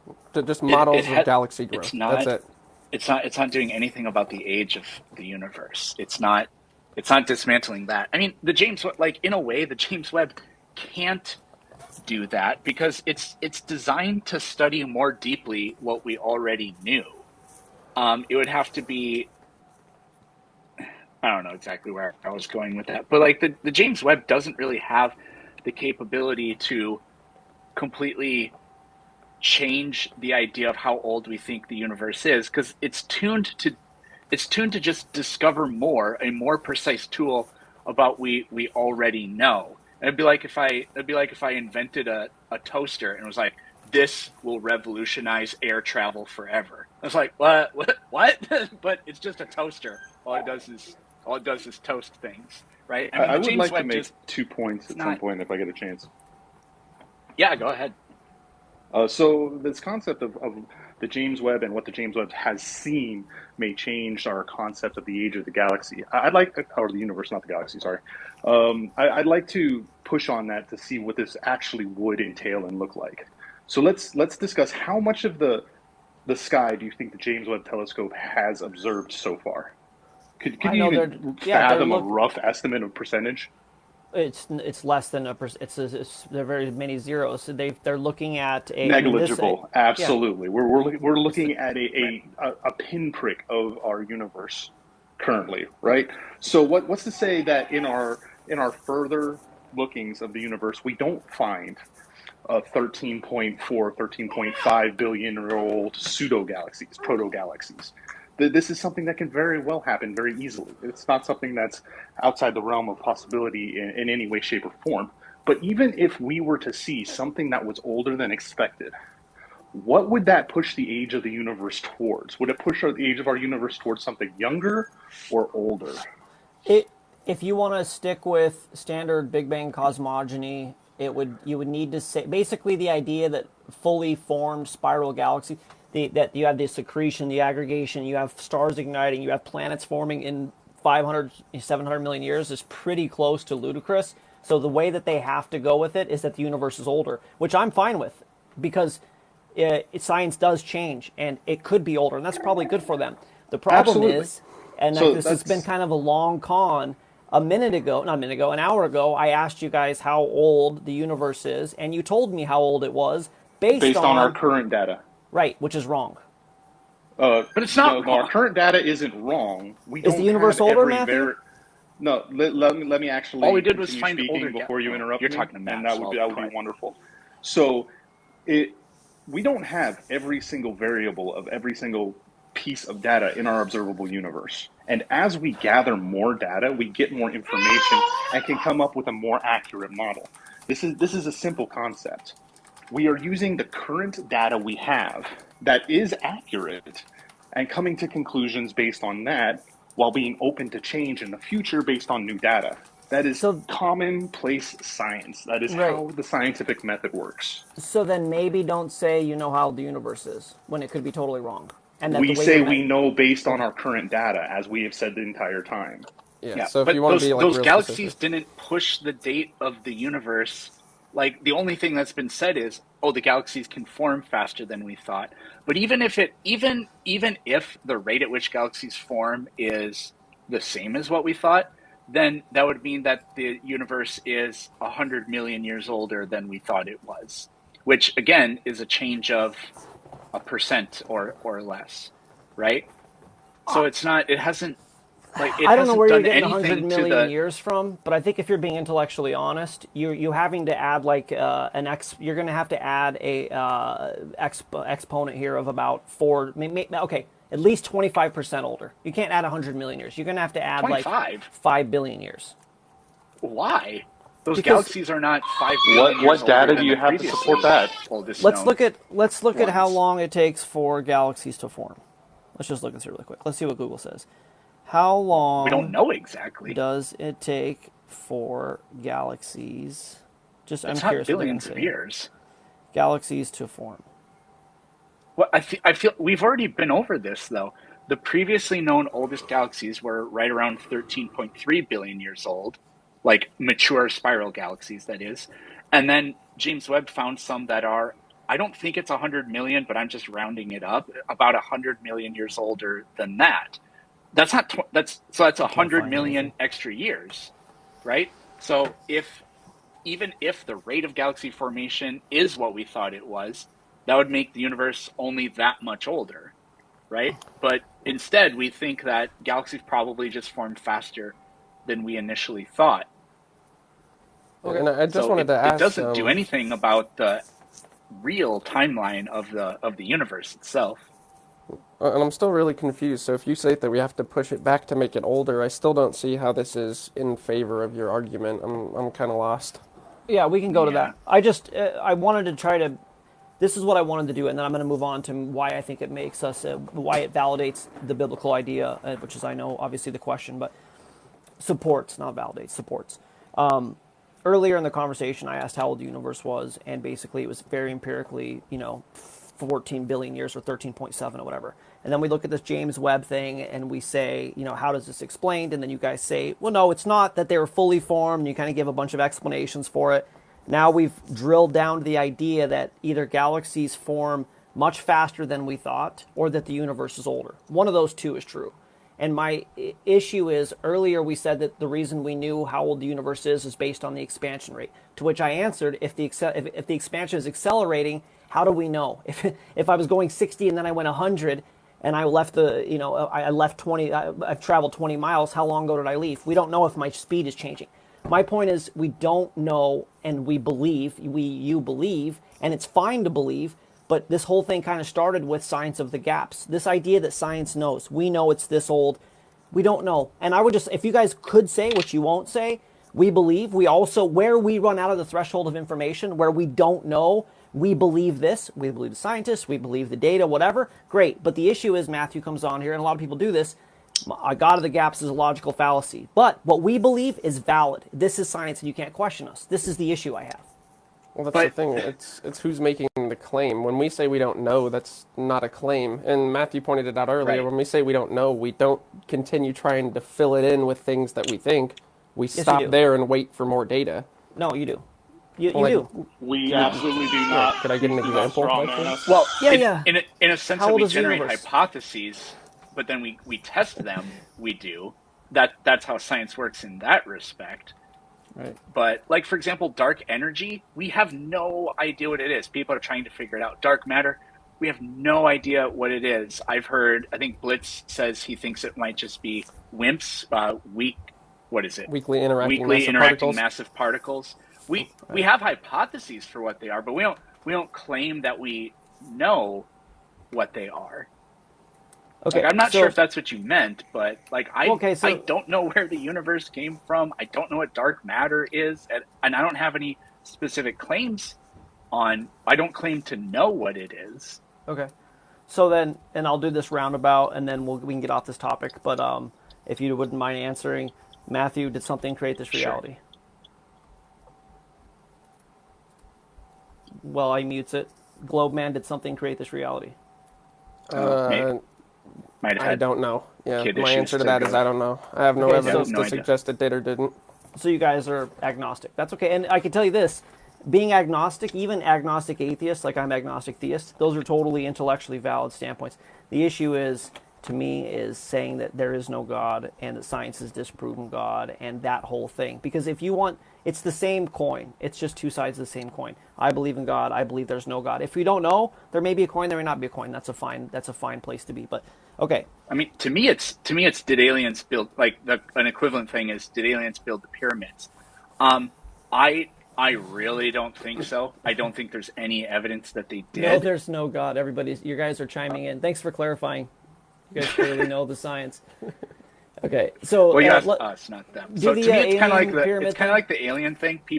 There are people that claim that they have evidence that aliens did do it, and I just think that the evidence is either non-existent, very weak. Some of it is made up, or some of it is just misinterpreted. But a lot of it is also you can't explain. Like it couldn't have been anything else. Ancient man could not possibly have done it. So that's an aliens of the gap Right. sort of thing. Well, Whereas I don't claim that I know how they did it. I have ideas. I mean, they would have right. used levers and mechanical advantage to do it. How specifically they did it? Did they use a really long ramp? Did they use a series of winding ramps or whatever? I don't really know, All but right.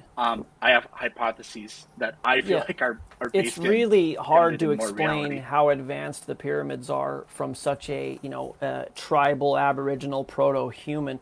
It would almost make more sense that the human at the time were much more advanced than we believed. That seems like an Occam's razor kind of thing to me. Somebody said Göbekli Tepe earlier.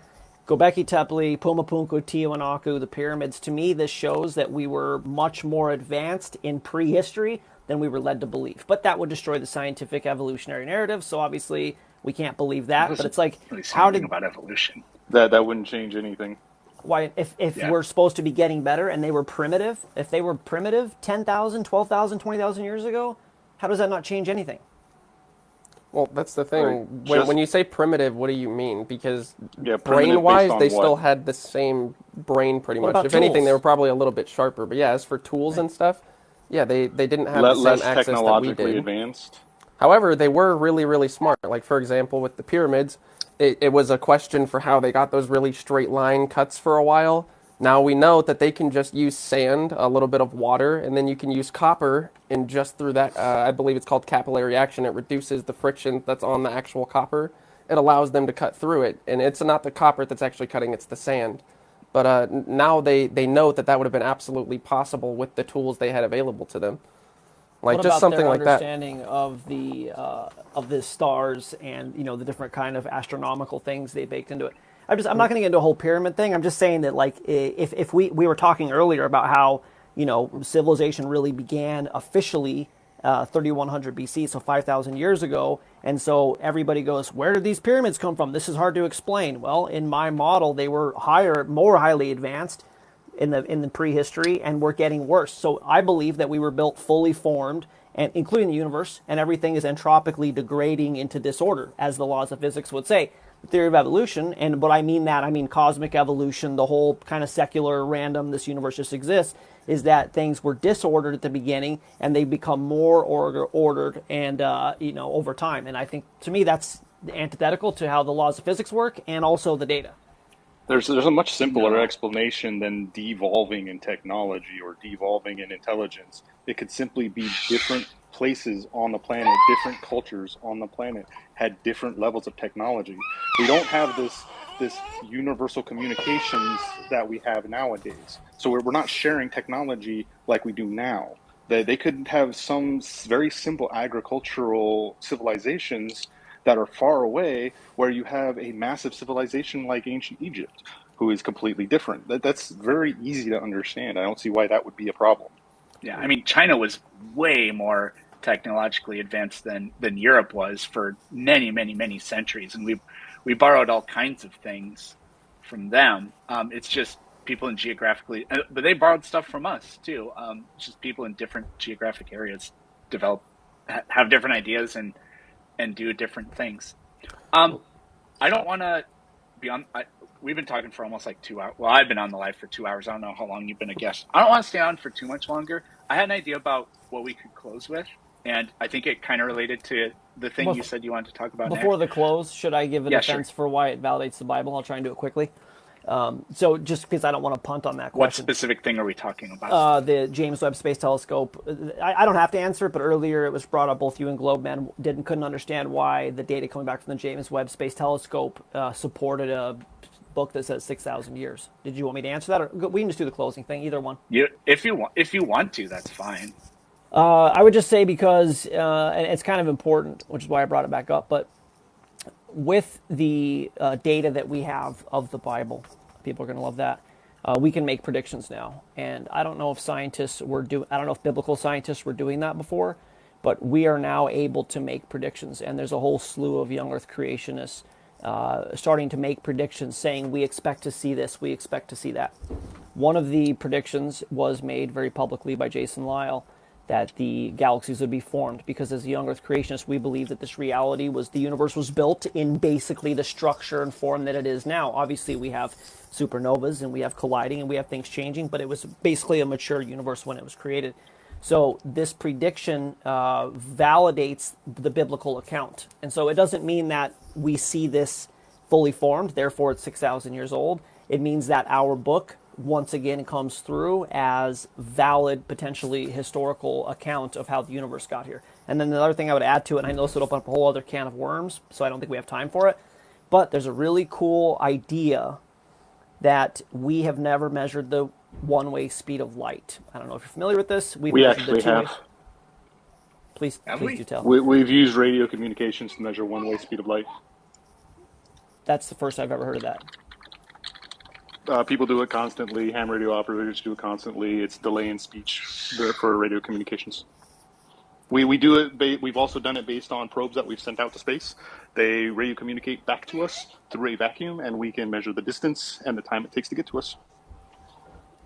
But I disagree. isn't the problem there that we have to get the information back Right. from them? So the information could have been beamed to it instantaneously and then taken back to us at 2C. Right. Some of the probes we've sent out have been programmed to send back information at one intervals. That they're not based off of a reply and demand. They're just based off straight transmission. So you're Also, saying can we that there's measure a- image photons There's now? a really good Veritasium video, I believe, about this. That's if you just go to YouTube and type "nobody has measured the speed of light." It's either "it's okay to be smart" or Veritasium. Veritasium 2 years ago did a video about it. So I think let's just publicly advocate for everybody to go out and educate themselves on this. agreed. You can check out that video and see what it is or whatever. We talked about this a little bit earlier, or I brought this up earlier, and it never got answered, and I don't have the energy for it right now. But I said, why the heck does the universe look billions of years old if it's only thousands of years old, right? So I'd rather talk about that another time. Like I said, I've been doing this for several hours, a couple hours at this point. But I know I want you to get out of here, but dude, this is such an interesting thing to talk It is. about. It is, but I got a good question for you here. All right. So, I used to be a Christian. I grew up Catholic. I had a good time going to church. I liked it. I believed in Jesus and stuff like that. But I never thought that Earth was only a couple thousand years old. I remember my best friend Philip Smith in 5th grade told me that, and I was like, Philip, you and I play with dinosaurs. Dinosaurs existed millions of years ago. Like, what are you talking about? I remember that very distinctly. So, like, I didn't stop believing in God or Jesus or anything because of science. Yeah, but why did you believe really, that? Not necessarily. Why did you not believe really, dinosaurs were millions of years old? Well, It was just like I an haven't instinct, finished my intuition. question. I haven't finished the question yet. So I never, like, none of that stuff was ever important to my faith. So, like, I lived with it. I was perfectly happy with it. I was comfortable with it. So I'm just curious, like, why does the Earth need to only, like, why is young Earth creationism important for your faith? Is it just because of, like, a super literal interpretation of the Bible, or, like, what is it exactly? Yeah, a few things there. The first thing, and this is going to be a surprise, but I'm actually fairly agnostic on the age. I like to lobby for young Earth. I lean young Earth. Out of a scale of 1 to 10, I'm like a 6. I'm not dogmatic about it. I certainly don't need it for my faith. Basically, obviously, that's the literal reading of Scripture, that, God made Adam and Eve in the garden and there was a flood. Many, many years ago, because I was raised Christian, I had a fanatical Christian mother, and then a bunch of trauma happened, and I walked away from God. And when I started coming back, I saw that what I believed to be a designed order, the sun and the moon being the same size in the sky, the sun is reflective dust. The moon is reflective dust, so that's why we get light on the earth, and it goes through this 30-day cycle. We have the solar eclipse, like these kind of things. To me, I was like looking at it, going, you know what? It looks like we're in a designed order. So when I started to come back to God, I'm like, but the Bible says 7,000 years Adam and Eve, and I know evolutionarily, 100 millions of years or whatever. And the challenge was push the science that you're being taught, and see if it actually disproves the Bible. And I'm 28 years into pushing the science, and this is crazy to say, but if anything, I'm getting more and more confident every year. Like, I can give you an example, and one of the reasons I'm so excited about this James Webb deal. If the James Webb would have brought out proto-universes, it would have been like, you know what, maybe the universe is really old. It didn't. It's like, holy shit, maybe the book is accurate. So to me, I'm a contrarian. I'm a conspiracy theorist. You can't really use that word anymore because it's a 4-letter term, but I question the system. I've been pushing back in punk rock as long as I've been alive, and it's just kind of what I do. So like, people tell me what to believe, and I kind of just go the other way with it. So I like to be a contrarian. It fits the biblical narrative. I found a ton of evidence recently that support these are some things that we talked about. I very much believe that we know that man has been on the earth since they started reading and writing in Mesopotamia 5,000 years ago. Everything before that is guesswork. And we all lean on a bias. Matthew started with that. We talked about bias. Where we don't know, we fill in the gap based on our worldview. And I want to ask you, you said you knew the dinosaurs were old. How did you know the dinosaurs were old? I asked you that, and like, how did you know they were old? That's the scientific Important. community has established that through the scientific process. It's Right. the same reason I knew that Earth orbits the sun, even though I've never been out there and looked. Right. So you were taught as a child that the universe was this amount, the Earth was this amount of years old, and the dinosaurs were here X amount of 100 million years ago. And that's a frustration to me, because to me, we should be taught what we know, and what we don't know, we should be taught. It should be an origins class. Hey, it could be. We believe in theory of evolution. We need deep time. But it was taught to you as fact. And as a child, you were like, well, I can't reconcile the Bible with that. And you said you're not a Christian anymore. How much of that had to do with the science that you see didn't match the word in the book? And I would say probably a lot. And I think that's a big reason why. Not really. Okay. Yeah, I mean, not really. I mean, like, I presume the Hopi people of North America say that Spider-Woman and Tawa created the Earth. I mean, I presume you don't believe that, And there right? was and they said there was a flood. Could be. I don't remember. I don't know if the Hopi people they have have a a story flood about a story. flood or not. Yeah. Or So, like you're not a member of Islam. I assume, like, Muhammad, like, definitely existed. He was definitely a person. I mean, he was a war likely. conqueror Yeah. and all this other kind of stuff. But I don't believe the miracles about him, and I don't Right. think you do either. The same reasons you don't believe those stories are the Right. reasons I don't believe in the Christian stories. Right. That's totally valid. I get that. Right. I would say, though, the dinosaurs, especially if you research my work I did on Dino Week with my channel, I mean, between the soft Dino tissue. Week. Yeah, I did Dino Week. It's like the There should be a Dino anti-history Week on channel. TV right Yeah. after Shark Week. That would be so I'm cool. a pioneer. Okay, so if you take, and this is how I do a lot of my crazy research, is I take multiple points of data to obviously fit my worldview. But this the combination of soft tissue and dinosaurs, Marco Polo. You guys think Marco Polo was a valid historian? Well, he's not You have really an a historian. opinion? He just wrote about what he did. He Okay. might have made a lot. I've never really read. I might have the work. I might have Marco Polo. I don't think I do. The But he lived Travels in of like Marco Polo. around 1100 or Right. 1200, He I was a think. Venetian merchant, and he went to the Far East. Yeah, I mean, like, we know Herodotus made a lot of stuff up. So, I don't know about Marco Polo. He may have Right. made So, stuff up. anyways, I don't in know. China, I he wouldn't call him a reports historian. 30-foot reptiles that ate humans in one bite, explained basically a very, very similar account to other dinosaur traditions or dragon traditions. You add that to the Chinese culture, who, the dragon is their 12th character in their zodiac. The other 11 animals are actual animals, lion, rat, pig, snake, dog, whatever. And then dragon, why is it so heavily influenced in their culture and their history? They have the Hunt Lennox globe has in China, it says Hic sunt dracones, which is here be dragons. So you've got all of these medieval myths. St. George kills the dragon. You got this story that the dragon is terrorizing the village, and the king gives the knight, the chivalrous knight, the princess, the daughter, the money, whatever. You got, Jordan Peterson talks about you got to kill the dragon to get the gold. We have this mythos. A lot of these mythoses are based in actual accounts. They become grandized for sure, but this idea of residual dinosaurs after the flood, man hunting them to extinction because of them being man-eating terrible lizards, makes sense. And if you take the Hunt Lennox globe, the multiple traditions, the Chinese version of the dragon, the soft tissue, is it possible that they were here more recently? I would say that it is. And if they were, I'll tell you this, it beats the shit out of the evolutionary story. And this is like, to me, as a conspiracy theorist, it's like, I mean, it would, but it would. Like, this is the thing. Like all ancient cultures have these kind of things. They say giants, there were giants. They all have that story. Even Abraham Lincoln wrote about the giants that filled the mountains of America. Dragons, everybody knew about dragons. A flood. We hear these stories. Like, what if that shit happened? And that's where I'm at. It's like, well, you some do sort of- understand the sorry. mythos of dragons over the different cultures are different beasts. They are not uniform in any way, shape, or form. Yeah, I was gonna say like something Chinese dragons are along not those the same lines. as European dragons, are not the same as other dragons. Right. They're different based on culture.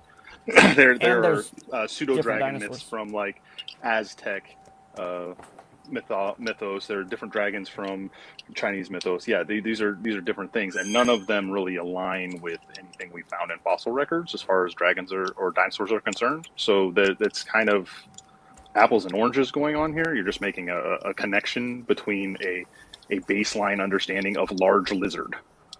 Right, I would Yeah. disagree Well, the that they don't dragon fully thing. match the fossil record. Sorry, go ahead. The dragon thing. So like every culture imagined hundreds of mythological creatures, right? Like we have griffins, and we have whatever the hell in Mesopotamia, the things with the body of a bull but the head of a man, whatever those things were. I mean, there are all kinds of. Every culture had hundreds of different mythological creatures. So, what's kind of weird is like dragons, like the. So when every culture around the world is inventing hundreds of different mythological creatures, it's not that weird to me that there's some overlap. Like, oh, well, it turns out that they all. I mean, there's probably a lot of other ones that they Right. all imagined had similar characteristics. Like maybe like a giant bird that could like pick Right, up a person or something like that. So the idea of a reptilian-ish thing, and that's like shared in common between them, isn't that weird to me? But like Matt was saying, beyond that, there's extremely low convergence. Like Chinese dragons are beneficent creatures. They impart wisdom, and I think they maybe talk, and they fly, but they don't have wings, right? Whereas the man-eater dragons, well, that's specific, like in England and Wales and other parts of there, where you have to fight the dragon to rescue the princess, but it turns out she's in another castle. No, that's Italian. Oh, dragons. My bad. that might have been Mario, but anyways, might be all the same. And then I'm not sure about Inca, like they had Quetzalcoatl. I don't know if Quetzalcoatl was imagined to be a bird or a reptilian Oh, he was a type flying thing. serpent. Yeah, that they would flying sacrifice their serpent. children to. Yeah, Oh, okay, that's interesting. my But he was biblical a feathered. cosmology He as was well. a feathered serpent, though. A feathered serpent. Interesting. Just like Velociraptor, except Velociraptor wasn't a serpent, right? So like I just think that's kind of weak correlation, and it doesn't surprise me all that much. Same thing with the flood thing. I think that's based in a partial reality. To me, I think the best explanation is not an actual global flood, like it literally says in the Bible, where the highest peak was covered.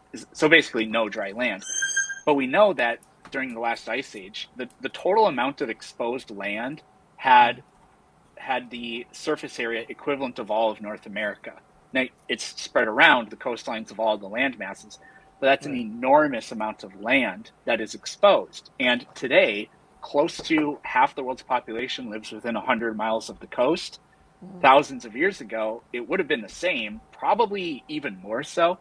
And whether or not the last ice age ended in a few years or in a few hundred years or in 1,000 years, that still is a relatively short period of time. And when you're talking about people picking up everything they have and completely having to, Right. in effect, kind of restart civilization and watching the entire world disappear from in front of them where they live and having to retreat, then it's not surprising to me at all that there are flood myths everywhere, because we know an ice age happened and sea Right. levels rose globally and people were living all over the globe. So to me, that's a perfectly good explanation for why there are flood myths It just, everywhere. I'm sure this is my bias, but I feel like with all of these things that we've talked about tonight, my answer has been the Bible details this. We're an intelligently designed order, and there's just been all of these like, well, if this happened and that could happen and this could happen.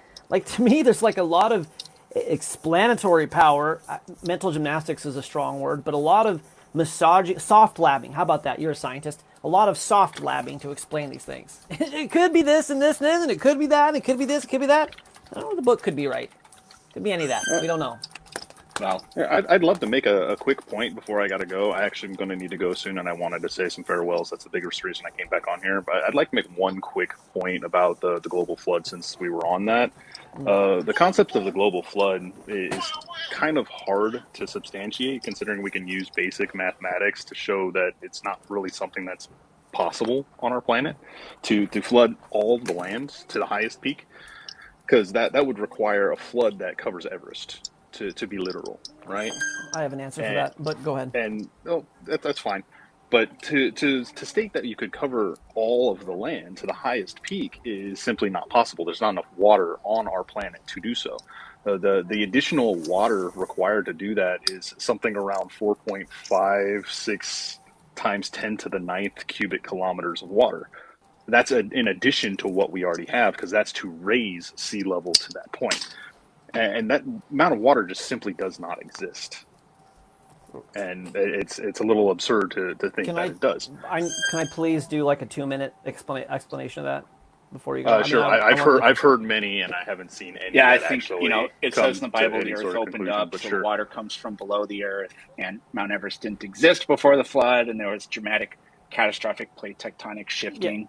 I basically assume that's where you're going. I've heard the that same before. model that we have that you guys believe in, just much quicker. It's an accelerated version. So it's plate tectonics, but we call it catastrophic plate tectonics. And very quickly, basically, the total surface area of the Earth, including water, was roughly the same as it is now, but the land mass was stretched over major ocean, underwater, under Earth oceans, underground oceans, whatever you call it. And so there was an earthquake or something, cracked open, pushed all the water out. The Bible says the water came from the earth. We do find major oceanic bodies underneath the crust still. Pushes all the water out. So then what you have is more land mass. So it was stretched around, the water. And then as it gets deflated, you end up with buckling and raising because you have the same mass of land in a smaller space. That water comes from below the crust to on top of the crust. So all of this would have happened underneath the floodwaters. Do Basically, you, you do would you have know what had the issue with that is? heat, I hear. That specific model gives no explanation for where the water would go afterwards, because our geological structure would have remained the same, because we now have those mountains, we now have all those valleys, everything still exists is the way that model would say. But now we have nowhere for that water to go. We have a water cycle. Our water evaporates and then it condenses and then it rains, right? It goes up and then down, up and then down. It never disappears. We don't lose water out of our system. So the only way for that model to work is if after that collapse of land pushing all water out, the land would then have to be expanded back out like a sponge, reabsorbing that water, and that's not what we see happening No, in it any way, wouldn't shape, or be. It form. would be buckled. So you'd have high points and low points. You wouldn't have a straight line. You'd have Everest and Exactly. the Marianas Yes. Trench. So, as I said, that's that catastrophic tectonic movement that you were talking about, right? We don't Right. see that being reversed to allow the water to dissipate. So We have no place for the water to go anymore.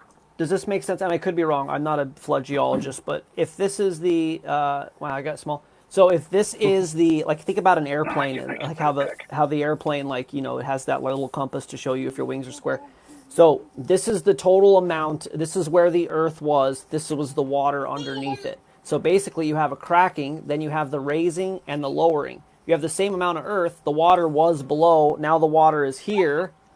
So you have the low point and the high point. The water fills in this area, and wherever it can't fill in, you have the Everest and stuff coming up out of the land. To me, and people say I like don't understand that. It makes sense to me. I almost want to make like a scale model version of it. But basically, the land gets smaller, but you end up having to have high points and low points. You have the Marianas Trench, and you have Everest on one side, like pushing a carpet up against the wall. It makes sense in my mind, but maybe I need to actually like map it out. Yeah, I think so, because that doesn't really make any sense to me. It gives no explanation to either where the water came from or where the water went to. It only says Well, change the in water shape is of land. most of the water is now on the land. Somebody said in the chat that ocean is just land with sea on top of it. So to Well, yeah, of me, course. We're talking about elevation of sea level here. We're not talking about land that's under sea level. Of course, we have the bottom of the oceans. That's obvious. right. But to cover all land to the highest peak would require an elevation of sea level to the size of mountain ranges. And to do that requires an immense amount of water that simply doesn't exist within our ecosystem. See, it just I know this we're getting into the We're weeds here, but we're gonna as have we're yeah, gonna okay, have to just sorry, leave it yeah, because right, Yes. I want to.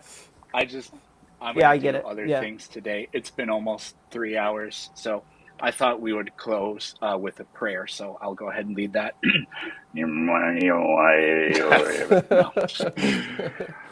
Satan, conquer me. There. Yeah, I was wondering where you were going to go with that. Well, my brothers from other mothers, it was nice having a chat with you. Thank you, everybody, for being here in the chat. Thanks for suffering this, whatever that I am, and I appreciate you guys being here. Thanks for having me on. Yeah, it was Yeah, fun. have a good one. I'll catch you guys later. Definitely wanted to thank you guys for the conversation, all of you. It might have seemed like I was a little behind or a little angry, but no, I'm just a little busy. Let's put it that way.